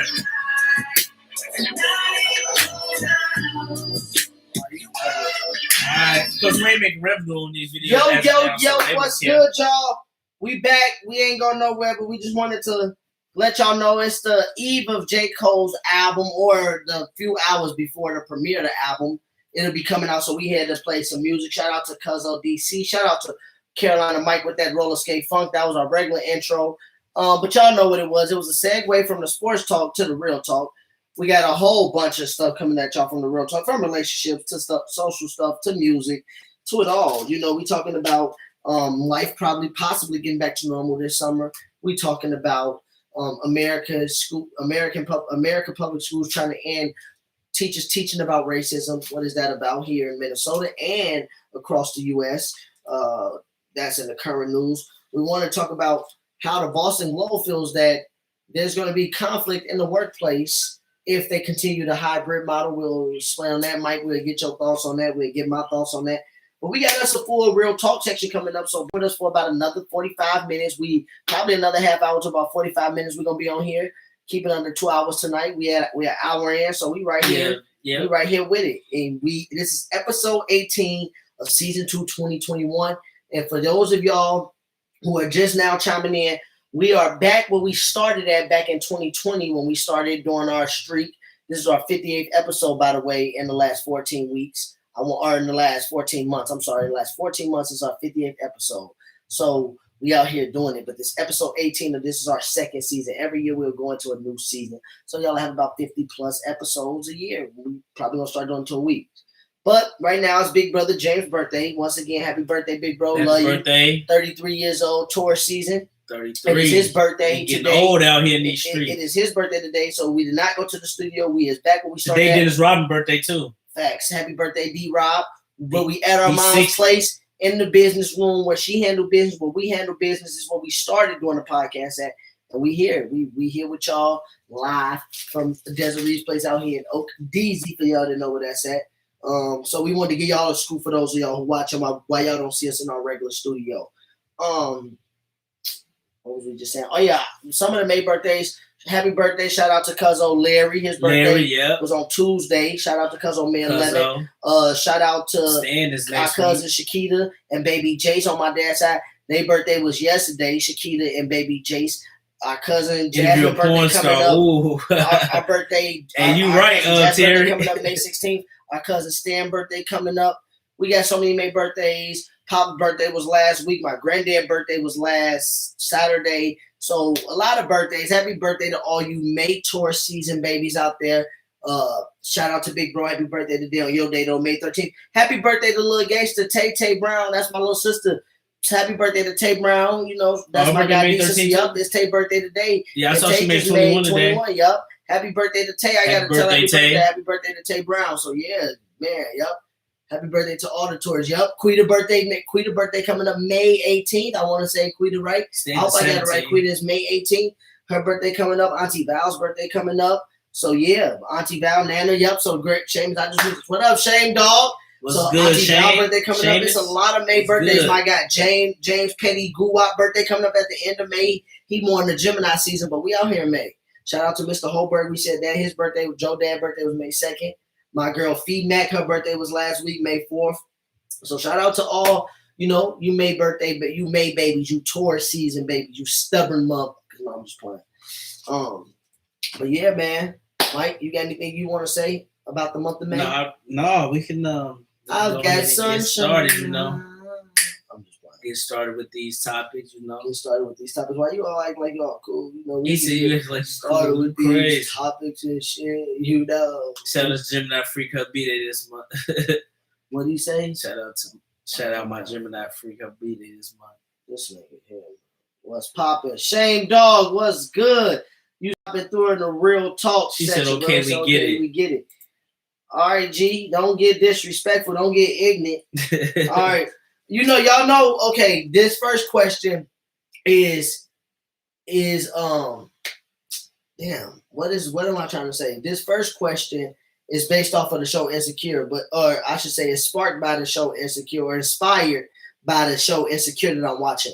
I got about 3 episodes left. Damn, you ain't done it yet? No, I be taking time. I was watching Last Chance U. I told you that last week. You keep asking the same questions and shit. Hey, I watch stuff slow too, though. Yeah. I'm about to watch all the Shameless. Plus, I don't be wanting the shit to end, man. Like, season 5 coming out, but I don't be wanting the shit to end. But anyways. I like binge watching certain shows. But anyways, I only got a few episodes left. But I'm on the time frame right now where my man Lolo, aka Lawrence, for y'all that don't, y'all don't know Lawrence like I do, so I call him Lolo. But I'm on the episode right now where Lawrence, who's Issa's ex, that's Issa's ex, and she working with the girl Condola. As long as y'all finish riding, hey, Seamus used to put us on Nicki back in there, that itty bitty piggy, that shit go. You feel me? That itty bitty piggy went back in the day. But so as we all know, Lawrence and Issa was together. They broke up because Issa cheated. She got smashed in the in the studio. She got smashed in the studio and shit. So we already know what happened. They broke up. Now Lawrence is with a girl named Condola who works with Issa. They becoming friends. Mike, do you think that your current girl and your ex girl can be friends? Yeah, I think they can. Like, I'm talking about friends where they hang out and shit. Oh, where they hanging out is tough. Hang out, go out to eat. If they hanging going out to eat, that's kind of a red flag. Rod, don't talk about secure. People go spoil it. What? The new Terry people saw. He talking about the old season. Yeah, this the old. He ain't talking about the new season. The new season ain't even out yet. But to me, they could be. If you got a kid with your ex, if you got a kid, so Terry. No, ain't no kids. Ain't no kids in this. It ain't no kids. Oh yeah, it ain't no kids. Stop trying to change up. Yeah, to me, it ain't no wrong. Real talk is we no wrong to being friends. I don't know, what can your ex do to you that hurt you that bad? If y'all were together that long, got no kids together. They was together long. Him and Issa was together for like 5 years or something. I guess it just depends on the situation. I don't think it's that big of a deal. He said, "So, bro, hey, let them be cool if they want." I don't know. I ain't saying let them not be nothing. But Mike, come on now, your ex, your current girl and your ex cannot really be cool with each other because first off, you saw how Lawrence had to put it to her. He didn't want her telling anything. He didn't want he didn't want Issa telling Condola anything about him because she brought up like one of his bad traits. And then Condola's like, "Girl, I do hate when he do that, blah blah blah." But it's like all Issa gonna do is confirm that was a problem in their situation. All they gonna do is confirm. What Terry say? Maybe they setting up a threesome. Well, I mean, if they doing that, if that's what they want to be on, that's what they want to be on. Friends, how they get introduced? If they weren't friends before, why are they friends now? That's what I'm saying. Them hoes plotting. That's what I'm saying, Quita. That's what it comes down to. They plot because why are they friends, Mike? What do y'all got to be friends about? Y'all gonna talk about me? Why is my new girl talking to my ex girl who once I've loved, who had me? Why would you be talking to her about me? What do y'all possibly got to talk about? How y'all liked it the same dude? How I had sex with both of y'all the same way? How I kissed both of y'all? Like, what? That's awkward. I would never be friends. Like, I'm not saying I'm gonna hate the dude that my ex dated, but the thing and kids is different. If you got kids, of course you got to be around with the kids. Like, but there's no kids. I'm not gonna be friends with my ex's boyfriend. That's just some weird shit to me. It's like what? Because I'm not gonna lie. If my ex, if I was single and I was friends with her boyfriend and my ex stood at me, I would probably fuck her still. So that's what I'm saying. Like being friends with him, no. That what? Only reason you want to be friends is to probably get back with that motherfucker or be messy. If they aren't co-parenting, then why is there a need for a friendship? Facts. Mike over here trying to be all diplomatic and shit about it. There's no scenario where you need to be friends with her ass. We all need to be over here gossiping about our relationship to the bitch I just left. I'm sorry, to the woman I just left. Yeah, if they want to be like, say if they That want shit to be, crazy. yeah, y'all make some good points though. The friendship would never work out. It wouldn't fully. And I'm already, and don't nobody. I'm foreshadowing it right now. He said Condola gonna get into it, or he gonna start like y'all convinced me. Y'all right though. You right. Y'all right, man. I told you I remember. Yeah, me personally, I wouldn't do that shit. I don't want to look at the nigga they used to put. Yeah, no, y'all make good points. Y'all make good Terry, points. you need to comment on Facebook. Well, no, Facebook might get your ass off of there because you ignorant. This nigga said, I don't want to be friends with the nigga that put dick. Bro, I came up with it. That just me. That just me. Hey, yeah, I'm tripping. Y'all right though, cause yeah, why are you being friends and stuff? Yeah, you know, y'all right. Question. The show, I told you, Julian, do you listen with them big ass drapers you got on your head? Oh shit. The show Insecure inspired the question because I'm on. I simply stated I'm on that segment of the show when Condola and Issa became friends, and Condola is now dating Lawrence, who Issa dated. I said that.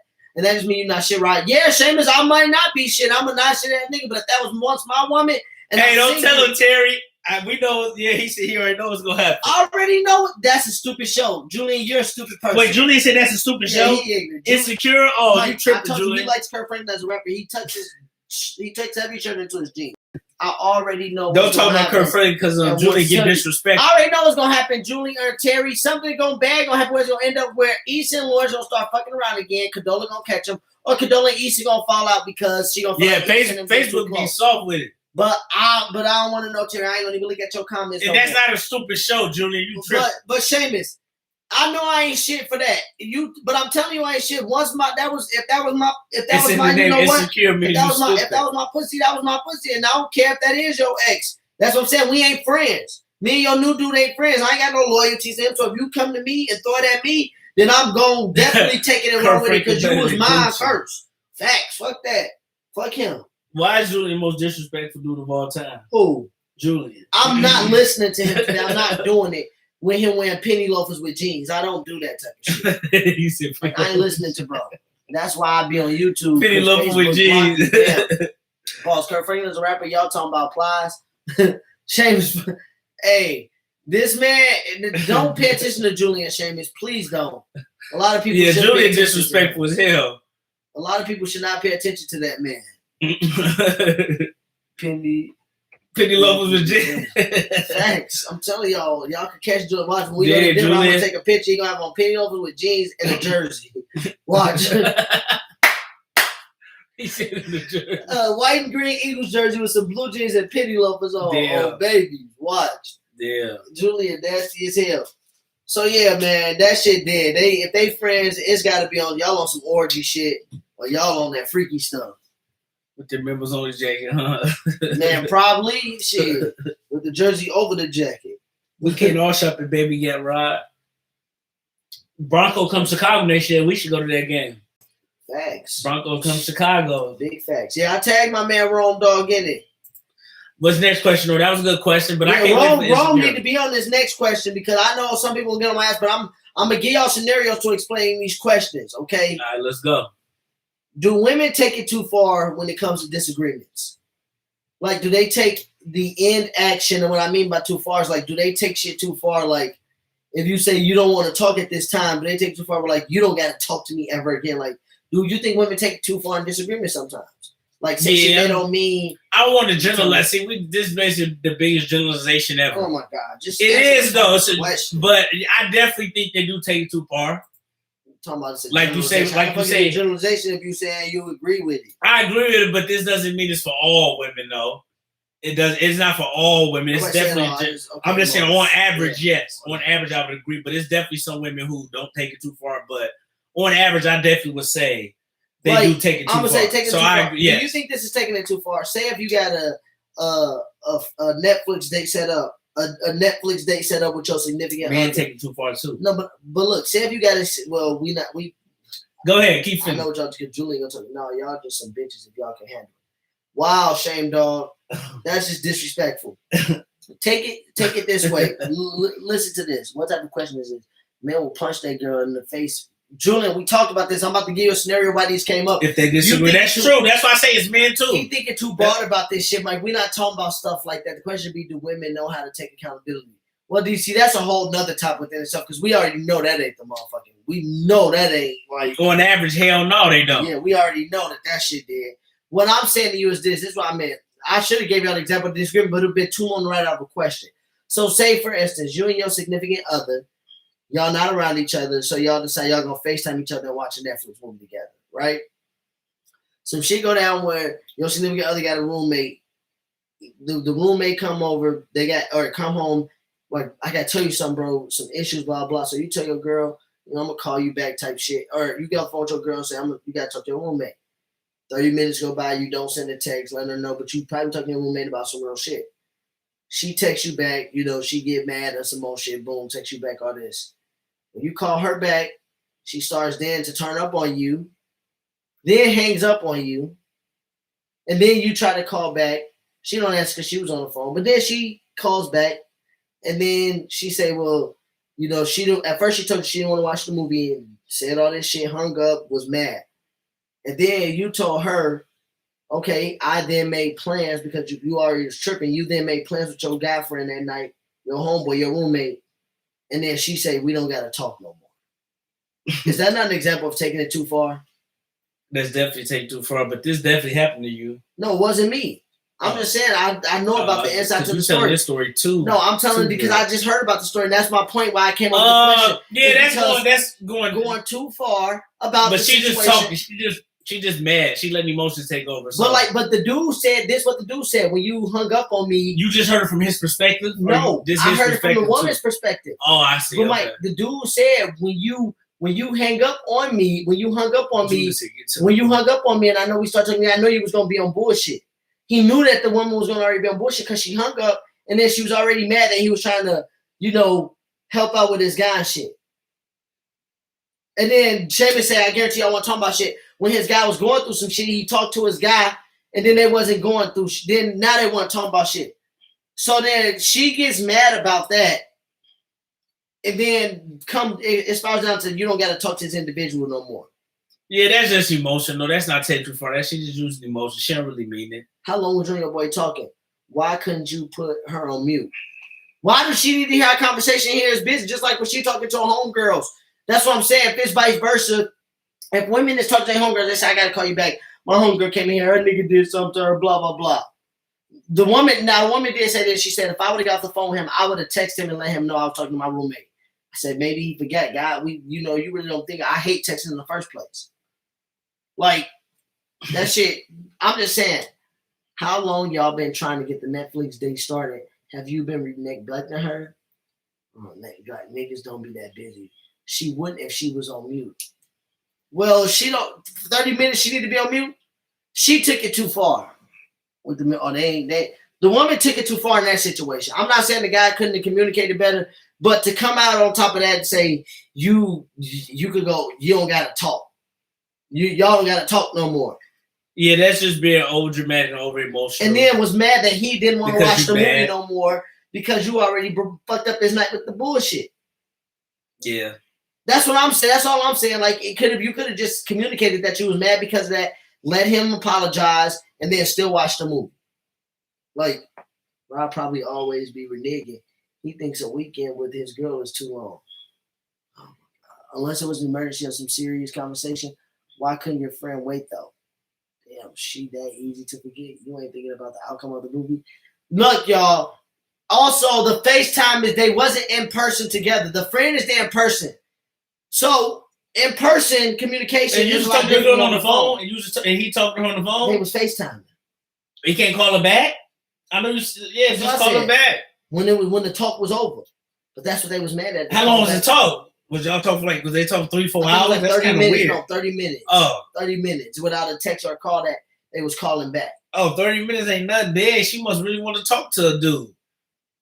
Yeah, 30 minutes ain't nothing. Nigga, it's keep the same energy. You forget and I forget too. What's the problem? Okay, if you forget to text me that and you said you were talking to your homegirl, what I'm saying is I'm not gonna make a big deal out of it. If she said I need to get off the phone to ride because I'm helping my homegirl with a problem, and you didn't text me that and you was off the phone 45 minutes, then call back. Okay, cool. You call back. You know what I'm saying? Maybe that was a serious issue. That's too much like right with men. Why the FaceTime watching a movie anyways? They wasn't in the same place, Quita. He probably was on business away from work, and they was doing some sap shit. Man, but I ain't doing that shit. That's what I'm saying. I wouldn't even do that shit either. That's what I told the. That's what I even told the woman. I said, look, you lucky that he even FaceTiming your ass watching the movie, because I wouldn't do that lame ass shit. You ain't here in person. I ain't gonna fucking FaceTime you watching no movie. Too much, man. The fuck? Said they talking for 3 hours. That's kind of weird. Yeah, if the homeboy talking for 3 hours, but shit, when niggas need to talk about their shit and get stuff off their chest, you can fuck around talk about sports, talk about relationships. You can fuck around be 2 hours. I mean, I don't like talking on the phone with nobody for that long. That shit is just weird. And I ain't really trying to FaceTime. But all I'm saying is, in the first place, I even told the person that they lucky that a motherfucker even was watching FaceTime with them virtually, because I wouldn't do no shit like that. What? We ain't watching no motherfucking movie or nothing together, and then you up here trying to hold me to a stand. Now I'm fucking around, fall asleep on that motherfucker anyways. While we watching on FaceTime, it's not like, oh shit, they write paragraphs. They on my ass. He said they write paragraphs. On my ass. It's not like y'all weren't in the middle of watching a movie. That was something y'all planned on doing and canceled for some fuck ass shit. They didn't have to cancel though. That's the thing. Y'all keep saying. Oh yeah, they was watching a movie together. So yeah, if they watching a movie together, you cut the movie off just gonna touch your roommate. So yeah, they saying. Why they don't sound like you want no pussy? She wasn't there though. That ain't. I know, so I wasn't gonna get no pussy. Yeah, she wasn't there. If it was me, the most you gonna get was an OnlyFans session. Able to spend time. That's how we were able to spend time. OnlyFans. I would have been. No, I'm laughing at. I'm sorry. I can understand frustration. I've been in a long distance relationship before. And that's how we were able to long distance. I can't speak on it because long distance. You don't know how that is. Didn't really match. Is it a different state or something? Niggas don't know how to communicate. Communication is a big call. You a wild boy, Leo. Come on, man. I'm just saying, not looking at watching it with her. I'm just saying that shit on FaceTime. I just started hearing about people doing shit like that. FaceTime. Yeah, for real. Because I don't do that shit. Like I can't do that shit. Like I'm sorry. I won't do that shit. Is they in a different states or something? Yeah, they was in different states at the time. And then I'm gonna get another scenario. I wouldn't go too far. And definitely fuck just tonight. Oh, and definitely he said yo want a pussy. Definitely. Damn. That sounds like a sports word. Shame. Oh damn. They out there definitely. He My nigga using sports words on us to say he did. Fuck with this word. That nigga but you see it definitely. That means somebody definitely done for the season. That means it's done for good. That man said indefinitely. He really put the terms. Like, for instance, I'm gonna give you an example. It was some shit. Now, there's some shit I went through this past week. Okay. Situation came up, boom, chilling with the guys. Situation came up. Mother's Day was on Sunday, boom. Situation came up, chilling with the guys. I ended up sliding to the bar, boom, whatever the case may be. Anyways, I told my own shit what I did, because we were only at the bar for a little bit. Motherfuckers. But I got questioned about like leaving stuff out the night before, because I said I was on my mom's house. I did this, blah, blah, did that. I said at the time, because I was busy handling business that day, I didn't want to talk about the situation at hand right now. I was driving. I just didn't want to talk about it. So then I kept getting pressed to talk about the situation. Seeing, you know me, I got pissed off finally. We got to arguing. Motherfuckers hung up. I get a text message in the car that say, because I'm saying off at the artist, I get a text message call say, you know what? Since you don't want to talk, we don't have to talk no more for good. And that was another example of taking the disagreement too far. Just because at that time I said I didn't want to fucking talk. At that time, like it wasn't the place, it wasn't the proper moment. It wasn't the place, and it wasn't the proper moment to talk. And then motherfucker said, because it wasn't my time and proper place to talk. That's okay. You don't have to talk. We don't need to talk anymore. All that is over emotions in the moment. He said, damn, you get dumped. Basically. You didn't get dumped. It's just over emotion in the heated moment. That's all it is. I'm like, what? And on average, women is going to be the one who over emotional off of a heated moment. There's men who. But it wasn't even heated on my side, though. That's what I'm saying. It was never heated. It was just like, I'm not talking about this right now. You should be. Are you lying? No, and then look. Why you ain't tell everything? Yes. Look, what do you mean tell everything, Mike? This is the shit. Julie, that don't mean nothing. No, this is the shit. Though. You said, that's just her being mad. Not tell everything because that was a small fucking part of my day. We went over there. We had 2 shots at the most, a shot or 2, and then left. Fuck, I don't need to tell everybody about every point of my day. Motherfuckers don't tell you every minute of their day. I said the gist of my day, which was true. I was at my OG crib chilling. We was doing our thing over here chilling. Boom. Then the guys came, swooped me up. Then we start chilling. Boom. Then I Have came y'all back. talked since she said that? Yeah, we What talked. I tell you? I told you it was just a heated moment. We talked. Actually, we talked. I fell asleep later that night. I went over there later that night. But we definitely talked. But I'm just saying, Mun's out there tweaking on me like I did something. I know he hollering because I ain't do shit. Like I didn't do shit. And I'm not even putting blame on nobody. All I'm saying is, all I said was, because that's what she said when I talked, it sounds like deception. How the fuck does it sound like deception? If it was deception, why would I be telling you this? Because I saw one of her people at the bar. I'm like, why would I be telling you this if it was deception? Why is it deception? I went to the bar and had a drink, and when we was at there, it was little kids from there, so it wasn't even a bar hours.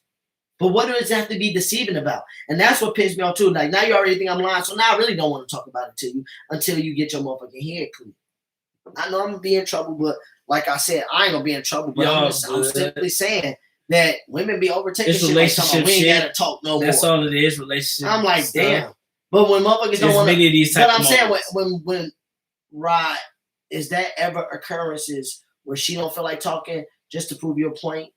I'm pretty sure you don't tell her, well, we don't have to talk. Yeah, I know. That's what I'm saying. Friend, it sounds like you left some details out. Not at all, friend. Hey, I love it. I didn't leave no details out. No, I didn't leave no details out. Hey, I agree. He leaving out details. It sounds like I left details you out. might be leaving No, out. it ain't. It from your perspective. There's always two sides to the story. It can definitely. It's always two sides to the No one story. called CPS with children being in the bar. It's a restaurant / bar. Shavy says, yeah, it's two sides. Hey, I agree. Y'all wildin' on here tonight. To a story. What do you mean two sides to a story? I'm giving y'all a story. She said I'm leaving details. Hey, I'm we like, know your stories. We know how your stories is. Boy, you sound dumb as hell. You always will be on the woman's side. Boy, I'm not on nobody's side. I'm just saying, I'm telling you, there's no, they keep saying you leaving details out because what I'm saying is women act like they need to know your every, so at step 45, I was at coordinate 30 degrees north, 30 degrees south. Ain't no get used to it. Motherfuckers don't do that shit to me. That's what I'm saying. Like, ain't no get used to it. I'm saying they're going to know everybody you hit in a relationship. I'm saying if you make certain moves, then yes, you need to discuss that with your girl. I ain't saying you're used to it. Like, I'm saying you're used to it. Like, dude, there's going to be a lot of women going to know if you with them, they're going to know where you at. If I'm with the guy or if I'm by myself or if I'm somewhere and we chilling at one of the guys' crib watching the game, and we happen to walk across the street to the bar, or I happen to walk across the street to the bar and have 2 shots, why do I have to tell my girl that happened? Like, why do I have to tell I went to the bar and had 2 shots? Because, Mike, I'm telling you, if they do something quick, they'll fuck around. They be telling like, right, Mike, we know today's stories is always his version. Wow, y'all crazy. This is the thing, Mike, women to do, you keep saying disclose. Women will do shit like that with their friends. They'll be going to run errands, turn around, go to a bar, and then they'll tell themselves like, oh, I guess I saw such and such when I was at the bar. And you be like, oh, you didn't tell me that we was on the phone. Like, you know what I'm saying? They don't be. It happens both ways. Why the fuck am I going to disclose everything? Why do I have to even think about disclosing everything? If I told you about it, though, how am I lying or leaving details out if I'm telling you about it? That doesn't make sense. You over here talking about some Rod for Rod's version. No, that's the version. Yeah, man. I've been saying, man. I just said women take shit too far in disagreements. All it was is the whole gist of the story is not what I did. It was just the gist of. I said at that point in time I didn't want to talk, and then man, she said let's not talk for good to test you too though. She tested someone you. See you at the bar and tell her, then she gonna think you. To see if you just go give up or if you go fight for it or something. That's all that is. That's just a quick test, but she don't mean it. I can guarantee you 95% of the time she don't mean it. Going to the bar, Leo don't like that shit, man. If J-Lo did, you better be serious. Wow. No, most women don't really mean because someone see you at the bar and tell her they can think what they want to think. What? Like they can think what they want. Hey, next question though. Let's get to these questions. What he said, talking about, so they gonna see you at the bar, but motherfuckers don't be disclosing that they went to the mall, they was at the bar. Like, seems like single people test. Oh my God! No, this relationship stuff, Julian. It's because of Julian, if you ain't married, you single. Are chilling. And they said, but Julian, this relationship stuff, man. She that shit up, and it's like, okay, I asked you what did you do that night, and your ass didn't tell me, as it seems though you have something to hide. I did tell her what I did that night. That's what I'm saying. The bar just wasn't a big part of what I did. Niggas was there for all of 15. You just want to tell you was at the bar to get a drink. It ain't the dude. Who does it hurt to be like, hey, I stopped at the bar? Yeah, it's too late. You don't need to talk no more. And she didn't mean that, Leo. She didn't mean that. Sounds as though you were being asked questions by a female that you don't Right, necessarily. dude. I'm telling you, you tried to leave out the bar because you knew that'd be a problem. You knew that'd be a problem if you was at the bar. If he told her he was at the bar, what else do you need to? That's what I'm saying. Like, I told her I was at the bar. That's what I'm saying. If you told her, yeah, she should be. Yeah, if you told her, you ugly I thought boy. you was leaving out the bar though. You told her you was at the bar. Yes. Then I went to the bar. I told her that. Then I went to the bar and I was like, it was only for like 20 minutes. Like, I told her that, but I told her the next day about it. Oh yeah, this. Why is you crazy. at the bar? Your wife don't know. That's just stupid. She's your alibi. Why you at the bar, yo? Y'all. Did y'all talk during that day? And No, you didn't tell her? We didn't talk at that time. No. But we talked before that. No, I wasn't at the bar then. We talked before that. Hey, next question though. I like that topic. Next question though. What DC, we got? you a real one, man. What we DC, you the only one on here that has been real off someone wanting to know your every move, seeing an insecure person. Well, I ain't going that far, but I'm just saying, if they do want to know yo, that's what I'm saying. Don't everybody don't disclose their every move. That's all I'm saying. I know that myself. I don't like that the way he said that in there. Ooh, That he said that in there. laugh. Like it was sweet. If Two you people, told man. her that then what's the problem? That there was details left out, Shaman. That's what I'm saying. Y'all trying to act like I'm just this dog ass nigga. You, significant other, should always know where you at. It ain't about being insecure. It's respect, babe. Terry, shut your ass up, dude. Like, no, what? See, I don't even think he believed that Rod himself. probably be on dirt sometimes. Wow. See, Rod left out that he ain't tell her till he probably got caught. No, Yeah. got caught Hey. on what though? Actually, Ray, no. Sunday I came asleep. So explain what? Rod be on dirt. LOL. Damn. Okay, well, yeah, she been extra as hell. I told him the situation. I'm just saying, I just had to talk about it. Women be over exaggerating. Get it off your chest, I've man. been around 2 or 3 examples this week alone, where women be over exaggerating. That's all I was saying. Like, damn, this ain't about me. It's just about women. Don't over-exaggerating. generalize like that, man. Hey, I said women. So let's go to music, because I'm Yeah, let's in go the to music. motherfucking doghouse once again this week. But you know, Hey, like I said, get used to it. You always gonna be the dog in the house. I said the dog in the house. You always gonna be the dog just when house. dudes start lying, that stuff. You always like gonna be the this doghouse no matter becomes a what. Problem. That's funny. That's just all facts, man. Messing with the other sex, you always gonna be in the doghouse. No matter Always. how perfect your relationship seems to the Yeah. public, It you ain't always it gonna ain't be always in the something in doghouse. Philadelphia. When dudes start laughing and Oh, stuff, And I ain't like taking this no becomes a sides at problem. all. Nikki when jumps dudes up start in lying, see, you can't. Yeah, there. Niggas be out basically there from lying. her perspective, you lying. Niggas be lying. Hey, I've heard it too. He People- like a little chinchilla. People always say somebody lying in a relationship. I get, yeah. The dog in the house, Ace. Roof. No, I'm just playing. Bulldog Nation. Man, y'all will make up She texting you now. just normal problems. Terry, funny It's as just hell. normal problems, man. Wonder what that feel like. She texts you now for it's just normal problems. Ace, you know what that feel like, nigga. You is the dog in the house. Gotta be home. Ace funny as hell. All right, next topic, y'all. She just need flowers. Wow. Hey, that's how you get out of it for temporary. Flowers? Flowers. Cool. That's just a it. short-term fix. That ain't no long-term fix. How much do flowers really cost? No, I'm just playing. Really, Rod? Don't get no Chihuahua? expensive No, ones. They'd like be you cool. making They'd me be want just to a remain single. The Taco Bell dog. Man, he sounds. Well, you may want to erase it. J. No, Cole man, dropping, we can make Mike. our own decisions. What are your expectations for J. Cole's dropping tonight? Man, I think Cole about to go crazy for some reason. I think he about to I think spaz he about away to, I think he about to spaz out on it, for 2021. real. He about to snap. What's it called? Off season? Off season. I think he about to snap. This about to be mixtape J. Cole. Yeah. I'm ready for it. What time is it? It's almost 11 o'clock. I'm ready for it. I'm listening to that tonight. I think he about to go crazy. It's 8:45 p.m. That's what Siri said. I'll leave Ace. But oh yeah, DC. My question was, you two champions. I know you're a Cole fan. Oh. What's your Cole albums ranked? Not the mixtapes. His 5 albums. What are they ranked? I don't even know. But go ahead. What you think of this Cole album? You know, I heard what's your Cole albums ranked? that previews on the interlude. I like that interlude. Yeah, it was solid. You know, Cole is Cole. I'm just waiting to see. Man, I'm excited. It's a concept to this. Cost. Hey, Lee, I'm just playing. You know me. It's a concept to this album, so I'm excited to see what his concept will be. Like a gentleman himself.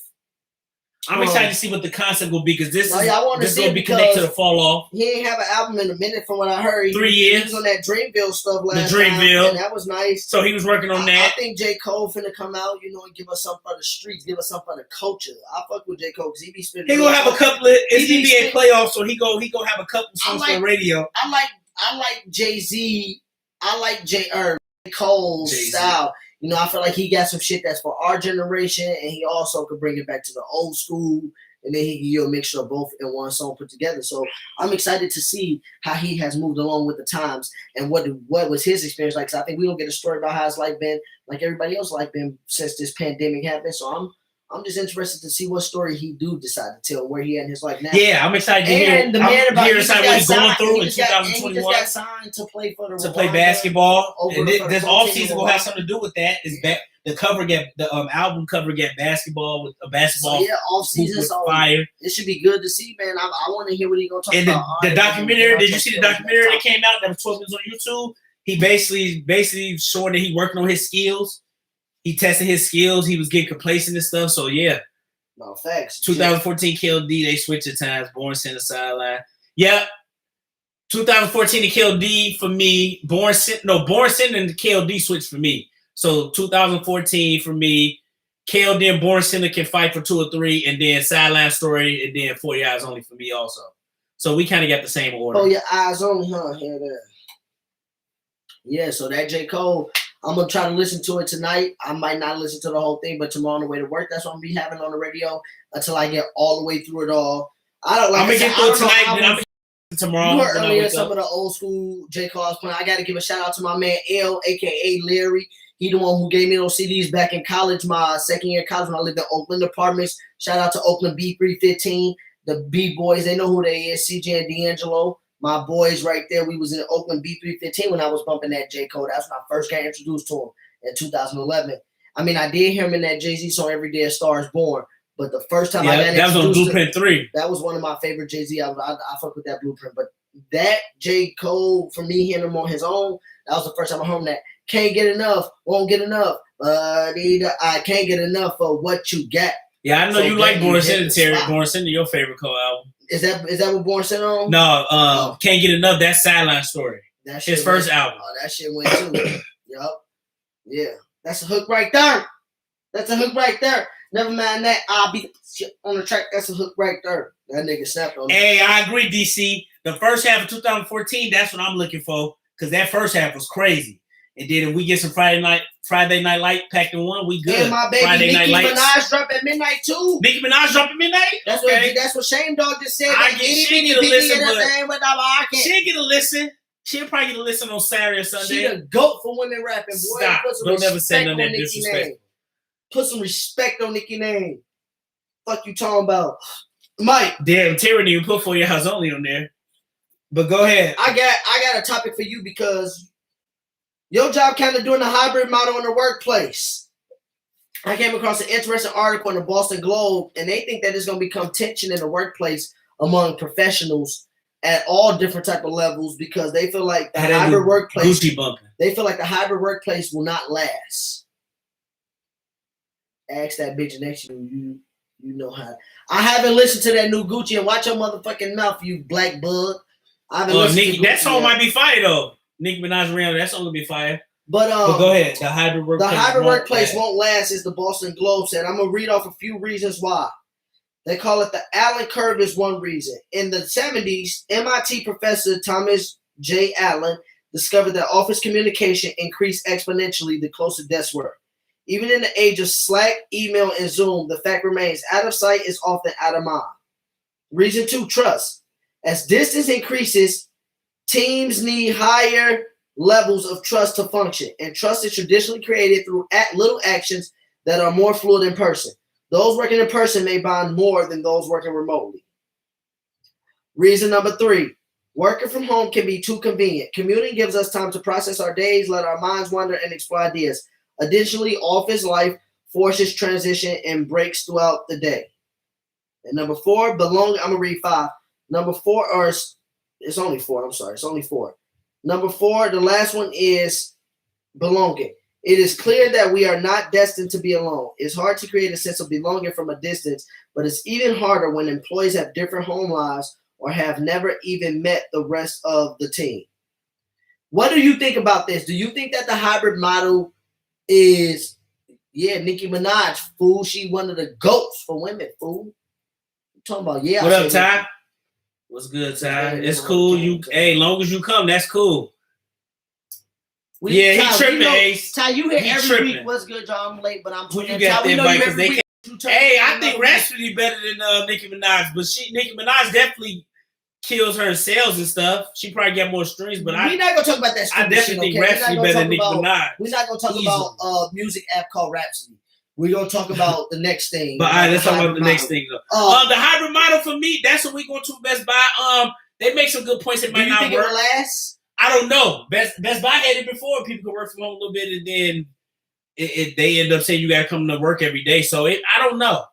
I really don't know. I think you just got to try it. Do you think if you do the hybrid model, do you think you'll be behind in your job? No, to me, I think it'll work for me. I think the hybrid model will work. But the point they made up, some people would, like a lot of people who want to come to work a lot. So they would get that engagement at work because it is a different type of engagement because you're actually seeing people. You can go to meeting rooms when you're doing. And this question ain't mainly for me because hybrid in the school just I feel like in school in person is better. It's better in school, but I'm talking about for your job. Work. Do you think that you could get a promotion? You think for you, not for everybody else. Do you think you could get a promotion? Your chances of getting a promotion are better at home than it is in the office, or is it the same to you?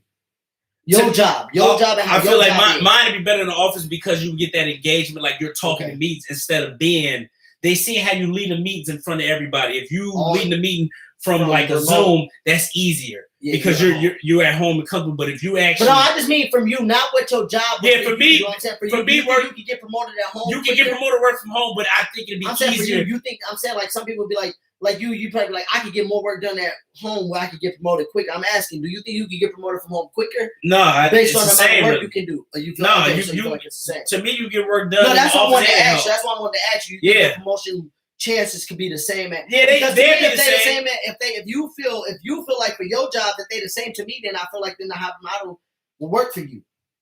Yeah, for some people to work and for some people it won't. Because some people love going to the office. No, I feel that, but that's what I'm saying. For the people who feel like they can't get a promotion from being at home, then I feel like the hybrid model don't work for them.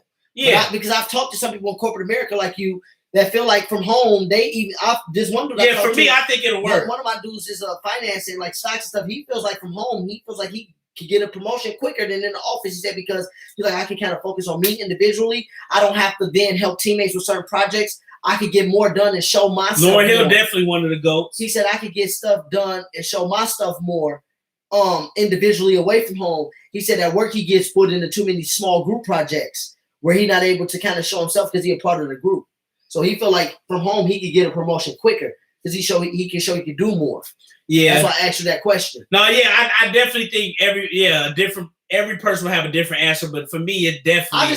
I think I'll have the same chances if I work from home and if I worked in the office. The reason I brought up the question because I thought it was interesting how they think that there will be a lot of group conflict because they think that the people working from in the office there would be look conflict down on the people that's working from home in a way. Probably know that can happen, but there will be conflict because like what if like the days you're in the office you can't meet with the person because they got different days and you're trying to have a one-on-one in person with them instead of having it through Zoom. So it's like I don't know. Some people think being at the office you could just talk to somebody right at their desk, but when you work from home, you just can't get somebody's attention that quick. You can IM them, but what if they doing something else? What if they not at their screen? I think So what Leo had to say. Leo said, I think check your settings. I think there's so much pressure to appear like you're getting so much done and being super productive, and people may fear not getting. The video ended.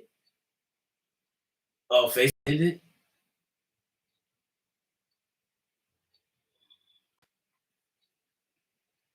YouTube still going on, but we gonna get back Facebook.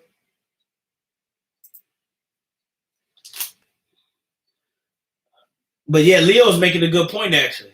Okay, there you go. Go back to Leo's quick.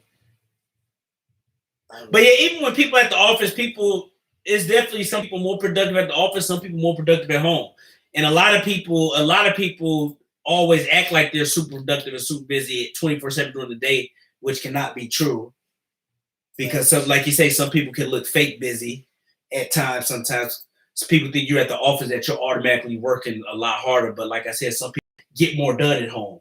You can isolate yourself and get more work done. And like he said, he's getting pulled into projects at work was like, I'm not getting this stuff done. So no, that's true. Like I said, it all depends on the person, what's comfortable for you. I feel like I would get comfortable to the hybrid model, but we will see. We will see who gets as a company as a whole, who would it affect more. This was the last one. And we had 231 comments up in this thing. So, Leo said, ultimately, they can prove their worth. And people may fear not getting them face-to-face. They can't prove their worth. I think that could put some people away.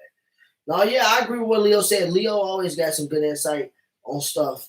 I don't need to talk to anybody in the office. I like smoking a blunt and taking calls. Keep my productivity up. Yeah. No, but even that, some people definitely. Some people think productivity go up. Yeah, productivity go up with work from home. When smoking a bleezy, shame dog, I feel you. I ain't gonna lie, I feel you. I ain't gonna say all that, but I'm definitely. I ain't gonna say all that, but I feel them. Definitely go agree. Like some people, productivity goes up for sure. Yeah, like a mind make the day go. Then in the office would distract you even more because people be getting on my nerves. LOL. And I feel you on that side. Some people ain't. Some people is not people persons. So people persons. Some people not people. So they don't want to just be around people all day in their face like me. Talking to people. Some people be like, "Damn right, I'm annoyed. You keep talking. Shut the fuck up." Damn. No, I'm just kidding. Hey, let's I talk a lot. That's why we got a podcast. We'll get into that too. We at an hour 46. Hour 46. Yeah, we're gonna get into it too. We got two more topics, or basically one more topic, really. And we'll move on to that one now. Let me put this in. Let's see if we can turn up this last few minutes. Mike always trying to shut us out short. Y'all like that? I got to just listen to a few things before Cole come out. I feel you. They like the 2.5 hour shows though. You know what I'm saying? Joe Budden. No, Joe Budden just fired his dude. Job too. Yeah, I see that. Why that happened, Mike? I don't know. No, I just looked at the Breakfast Club. He fired. I don't know they beef. I'm gonna have to go back. I quit watching Joe Budden show after a while.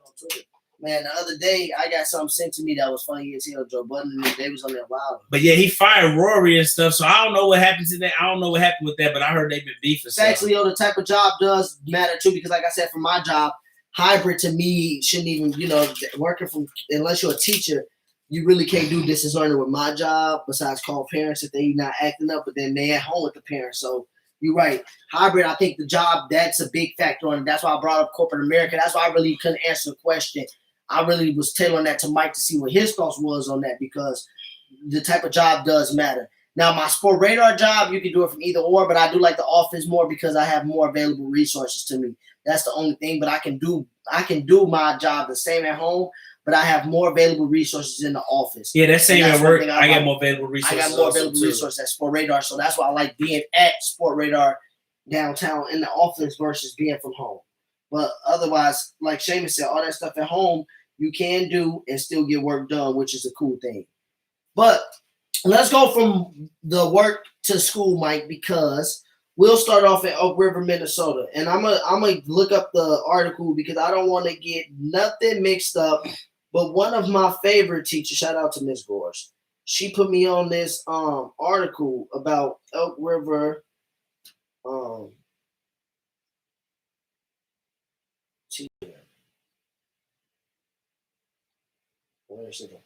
I'm gonna give y'all a backdrop once I pull up the story, y'all. But it's about a teacher in Elk River, The parents, students at Elk River asked the school's equity specialist to explain looting. Now their parents want him fired. So I'm going to read to y'all this story a little bit. Elk River is a west suburb in Minnesota. It's far west in Minnesota on the way going towards like St. Cloud, kind of in that direction. Elk River is a western suburb, like northwestern kind of. So students in Elk River, they asked the school's equity specialist to explain looting. Now their parents want him fired. Teaching about race and police in the suburban in the suburban Minnesota school district leads to hateful language on Facebook. A petition backing the educator from an 11-year-old has garnered 15,000 supporters. In early afternoon of Tuesday, April 20th, many Minnesotans anxiously awaited the verdict of the Derek Chauvin trial and the murder of George Floyd, but another group of people were training their attention on a black educator in the Elk River schools, and they were very angry very quickly. There's no place in school for this crap, wrote one Facebook commenter, and he should be removed. Arrest this dude, another posted. They'll catch hell for me if my child went to that school, wrote another. I hope he is fired. And it says, in another corner of the internet, 11-year-old Vivian Hustvedt started a petition. She heard one of her favorite educators at Salk Middle School in Elk River might be in danger of losing his job, and she decided to take action. This little girl said this about the professor. He is one of the kindest people you would ever meet, wrote Vivian, a sixth grader in the northwest Minneapolis suburb. Shout out to me, I was right, northwest Minneapolis suburb. I think he is getting some harsh replies because he isn't white. Wow, an 11-year-old girl said this. How did this school district of 12,000 students find itself in the center of a social media firestorm? A video secretly recorded by a student during a 9th grade social studies class went viral on Facebook. The recording, as these comments suggest, can conjure social media outrage from parents within the district and throughout the state. But here's what really happened in class that day. LaRoyce Bolt, a social studies teacher at Elk River High School, which is the black guy, invited Troy Johnson, a district equity specialist, to visit her classes on April 15th to address student questions about Minnesota protests to police violence. The school district employs 4 equity specialists to increase cultural competency, support student clubs, and improve academic achievement across racial lines.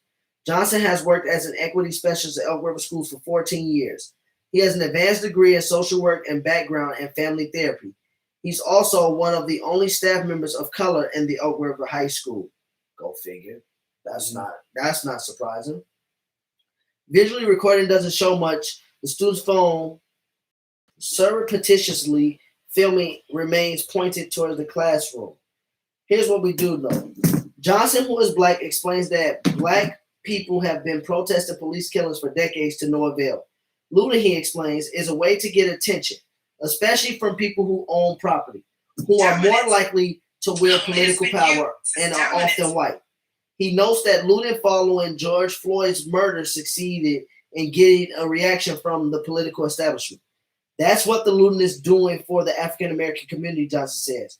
We got to raise somebody's awareness. We got to talk to somebody. Who do we tell? Who do we tell? We've been telling people, but there's nothing being done. A parent uploaded a 4-minute video clip of the classroom discussion to the Facebook page on the Independent School District 728. And they said the backlash is swift in both Elk River and among Minnesota conservatives. Some parents interpreted Johnson's words as an endorsement of looting and demanded the district fire him. On his Facebook post, Monson labeled the video "Minnesota School Justifies Burning of Buildings." We spoke to classroom teacher Elk River students to ask what happened in school that day. Many students heard one thing in class. Many parents who clicked the recording later heard something different. And between two accounts lies a fault line that confronts educators and especially black educators when they try to discuss race in the classroom.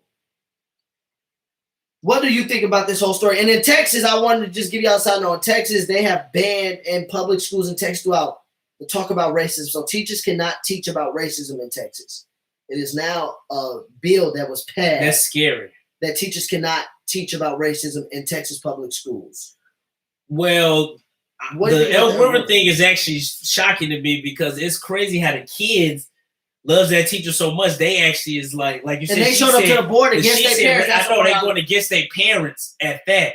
So that's shocking to me that the kids actually went against their parents, because a lot of kids follow after their parents really, especially at that young of an age, because how you said they was like 10, 11? The Lemuel girl wrote the 11, you started to kind of get your own influence. But he said it's a freshman in high school, but the Lemuel the one who wrote the petition for him to be able to keep his job. Wanting, and they know how he was teaching the looting? Well, you heard what he said. He said looting is a way for black people to get their voice heard. You know, this is the thing. So they were saying they said he was basically saying looting was okay then. Private schools where it's at. So they basically saying that he think he's teaching that it's okay to loot. And he's basically kind of explaining it. No, I'm saying I don't agree with them at all. I'm indifferent on Julian's topic. Private schools. I'm indifferent on that. You're indifferent. It is what it is. It all depends on what they teach it. For me personally, I think that everybody, because I talked to some educators about this, and they said, well, looting, the way they didn't like the way it was put, but I'm just going to tell people the real talk truth, because it's the real talk. I don't give a damn if he's teaching about looting. He actually been doing this for 14 years. He's black. He has his degree in social stuff, so he knows about what's going Sociology on. Or something. And like Julian just said, the Boston Tea Party was a bunch of people loot. We don't have a problem with that. And like the little white girl, the Lemuel white girl put it that way. If he was white, they wouldn't be saying shit about it. But it's a black man giving people the real raw facts of what is true. And they trying to do what they doing in Texas. They trying to silence black people from telling the truth. Black educated people, because they see as more and more of us in schools now. When we was growing up, there wasn't that many black educators in school. Now there's a lot more black educators in school, and they try to silence the truth because they see us now more in schools, and they don't want the kids, white kids, and everybody else to be privy of the truth. So they try to silence this man. People keep acting like looting is a bad thing. No, looting does not.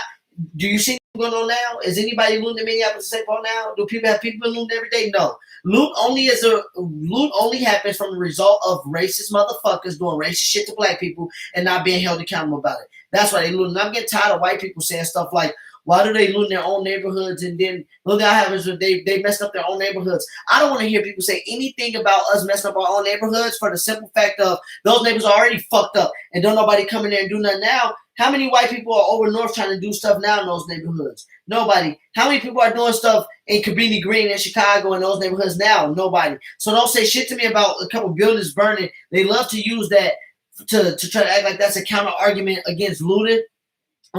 That's a counter argument against loot. Said we messed up our own communities. Our communities already fucked up. And who in there coming when we not loot? What white people or what other black people are coming in there trying to restore the community? They not. So when you met, because I told them, I was like, if my brother got killed by the cops, and I wanted to ask you this, Mike, if you got killed by a cop, let me knock on something because that's never going to happen. But if you got killed by a cop, because I told them I would try to kill the cop that killed you, or I would just go kill the cop for killing my brother. They said, they said, what do you believe? I said, I think Mike believe he know what I do. Don't say that. He know what time it is. If they, for real. We definitely would turn up, but don't just, I would say I would just go kill somebody, but we definitely go turn up, especially I'm gonna try to kill that cop. Especially if he was unarmed and stuff. So yeah, we but definitely I'm burning down whatever precinct you're part of. I'm gonna go burn that. I don't know what I do, but we definitely gonna make sure people held accountable. So we definitely would turn up on that. I told him you more diplomatic than me. But I'm just saying, man, the whole thing about how do white people talk about some. Then you see how they trying to spin a story on Oak River. But I'm saying, you see how they trying to spin a story. You see how they trying to spin a story on Oak River, talk about some. Now he's saying it's okay to burn down business. Okay, so what if he said that now y'all saying it's okay to just kill black people who put your knee in their neck for 8 minutes and 46 seconds? It's okay to shoot black people when they get handcuffs on their back. It's okay to shoot black people when they got a gun in their car and you shoot 9 times. So if that ain't okay. If that ain't okay, if that's okay, then why the fuck is not burn down the Target okay?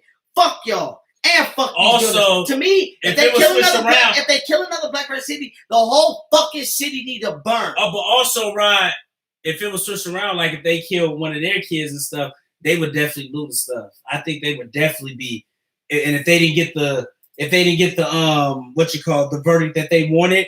If the cop got not guilty, and in Texas, they talk about racism again. We talk. That just shows you that America's still racist. That they don't want the truth to be out. Julian just posted some history here. The Boston Tea Party. Why don't they tell them the truth what the Boston Tea Party was? It was a revolt against the British, and then they started burning shit up. And they kids weren't even killed. The cops weren't even killing them. They just taxed tea and shit, taxed sugar, and white people got mad at that they had to pay taxes and they started burning shit up. blowing shit up, killing each other. But it's all hypocrisy because But when if it was the other way around, they would definitely. And white parents don't go to the school board and say, "Why y'all teach our white kids that they burn stuff up over taxes?" So now if Minnesota start taxing clothes, we can start burning shit because that's what it was. When you're in somebody else's shoes, I'm saying, Mike, they you tax see where they coming from. Like they tax tea and then they tax sugar, and white people went and lost their mind. So if they tax clothes, white people tell me they could in Minnesota they could start looting. But if a human being, get wrongfully killed off of a power struggle, because they don't care. And like even it gotta happen to them to understand. Like even an 11-year-old girl, and it has to keep happening. And that's the sad part. Even an 11-year-old was able to call it out, saying if he was a white man. That her words were so powerful in that article. They write that article. She even said he wouldn't be getting this flag if he was a white man. Even she knows it. Even she fucking knows it. This country's still fucking racist. Well, Rob, and Texas over here talking about can't nobody teach racism because they don't want to know the fucking truth. And did you hear when Charlamagne gave them 4 people dunked the other day? He said the one of the white dudes, he's a fucking governor. He's like, I'll start off by you saying you can call me Mr. Lynch because they're not gonna like what I say. And then they try to lie about the 3/5 of a person. Like all these white people just be lying, man. And I love the white people that don't lie, like the white people that love to put on for us because there's a lot of them out there. But these motherfuckers that have the control of the power and they still lying, something need to be done to them. Something need to be done about these motherfuckers, for real. The GOP over in Texas passed a bill that said you can't talk about racism in public schools no more. Y'all one of the most racist motherfucking states out there. But this is why, as parents, you also have to.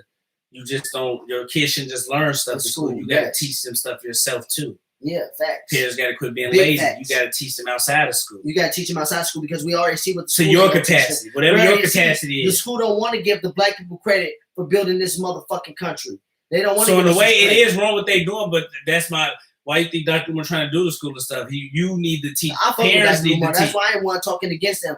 I'm actually fucking with him, and I'm gonna find out what can we do to help that man because that's what I'm saying. This curriculum that they got going is bullshit. It's starting in our own area. Elk River is only like 30 minutes away from us, and they're already trying to call for this black man job. That's why I said I be thinking about teaching, but people know me. I'm gonna give it to kids the real, the raw, and I'm gonna just give it to them how life really is.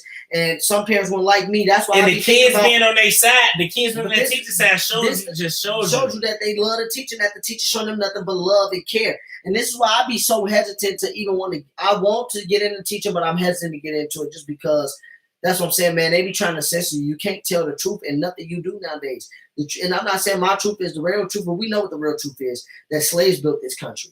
That slaves is responsible for where America's at today, making it the power where it made it. And they try to demonize, they try to downplay it and act like slavery was something that wasn't the way it was. They try to act like slavery had to happen. No, it didn't have to happen. Anybody who thinks that slavery had to happen, you are a hateful fucking person. No form of slavery should have ever happened.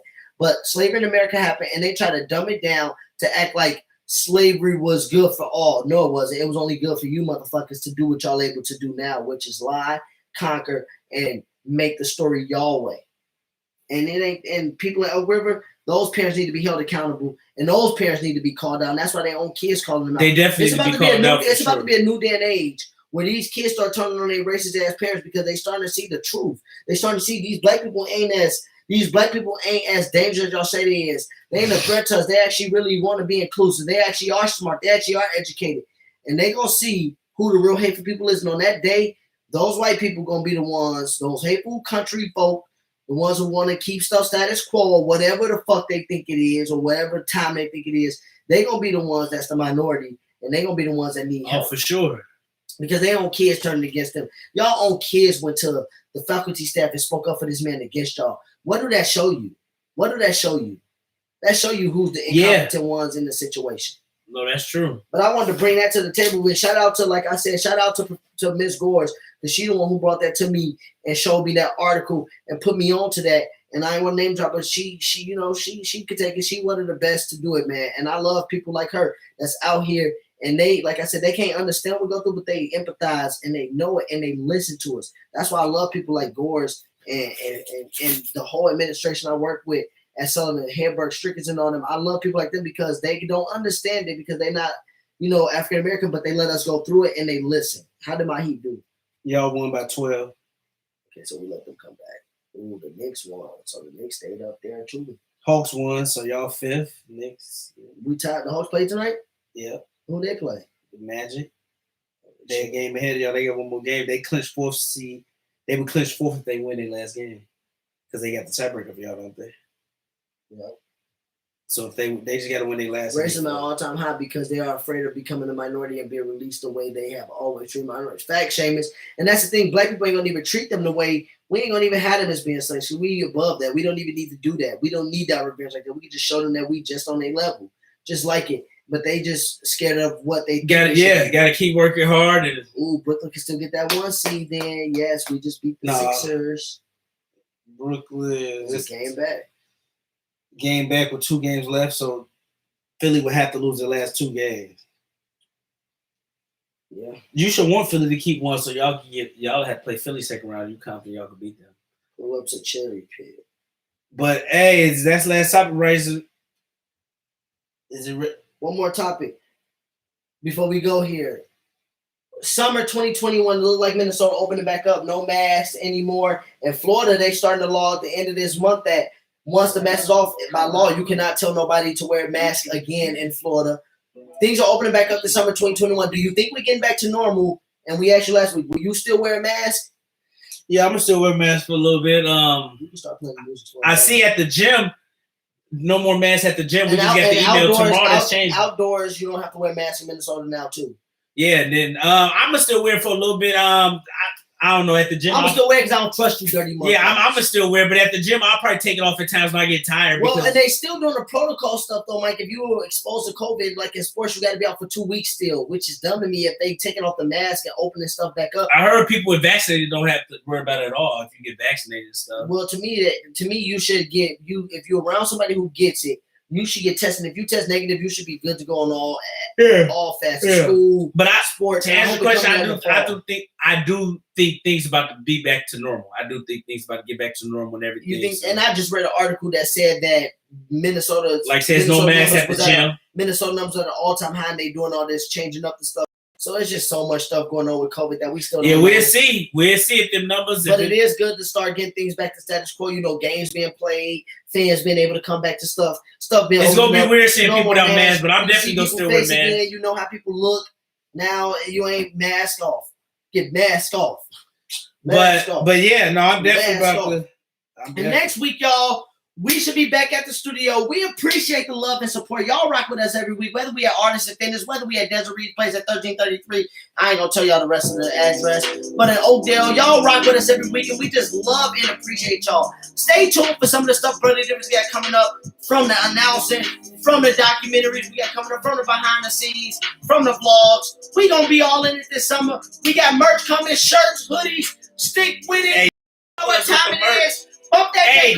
Cole, 2 hours, baby. J. Cole, Gucci dropped last week, but J. Cole and Nicki, the big story. Nah. J. Cole, J. Cole. Tonight, all season. I don't want to hit no Nicki Rihanna single. Let us know what Nicki album's gonna be called, her single called. We know it's gonna get pubbed. J. Cole, that's what y'all need to know. Oakdale, we appreciate y'all. Episode 18 in the books. That's another one, folks. Stay tuned next week. If y'all can count, it'll be episode 19. It'll be our 69th episode. That's what Terry said. We did 40 last year. Oh, we did 50. Okay. Never mind. Terry said on our 69th episode we should interview porn stuff. If you are vaccinated, then you still need to wear masks. You allow people that you are vaccinated. Oh, I see. Seamus. Thank you. But all right, y'all. See y'all next Thursday. No, because we started.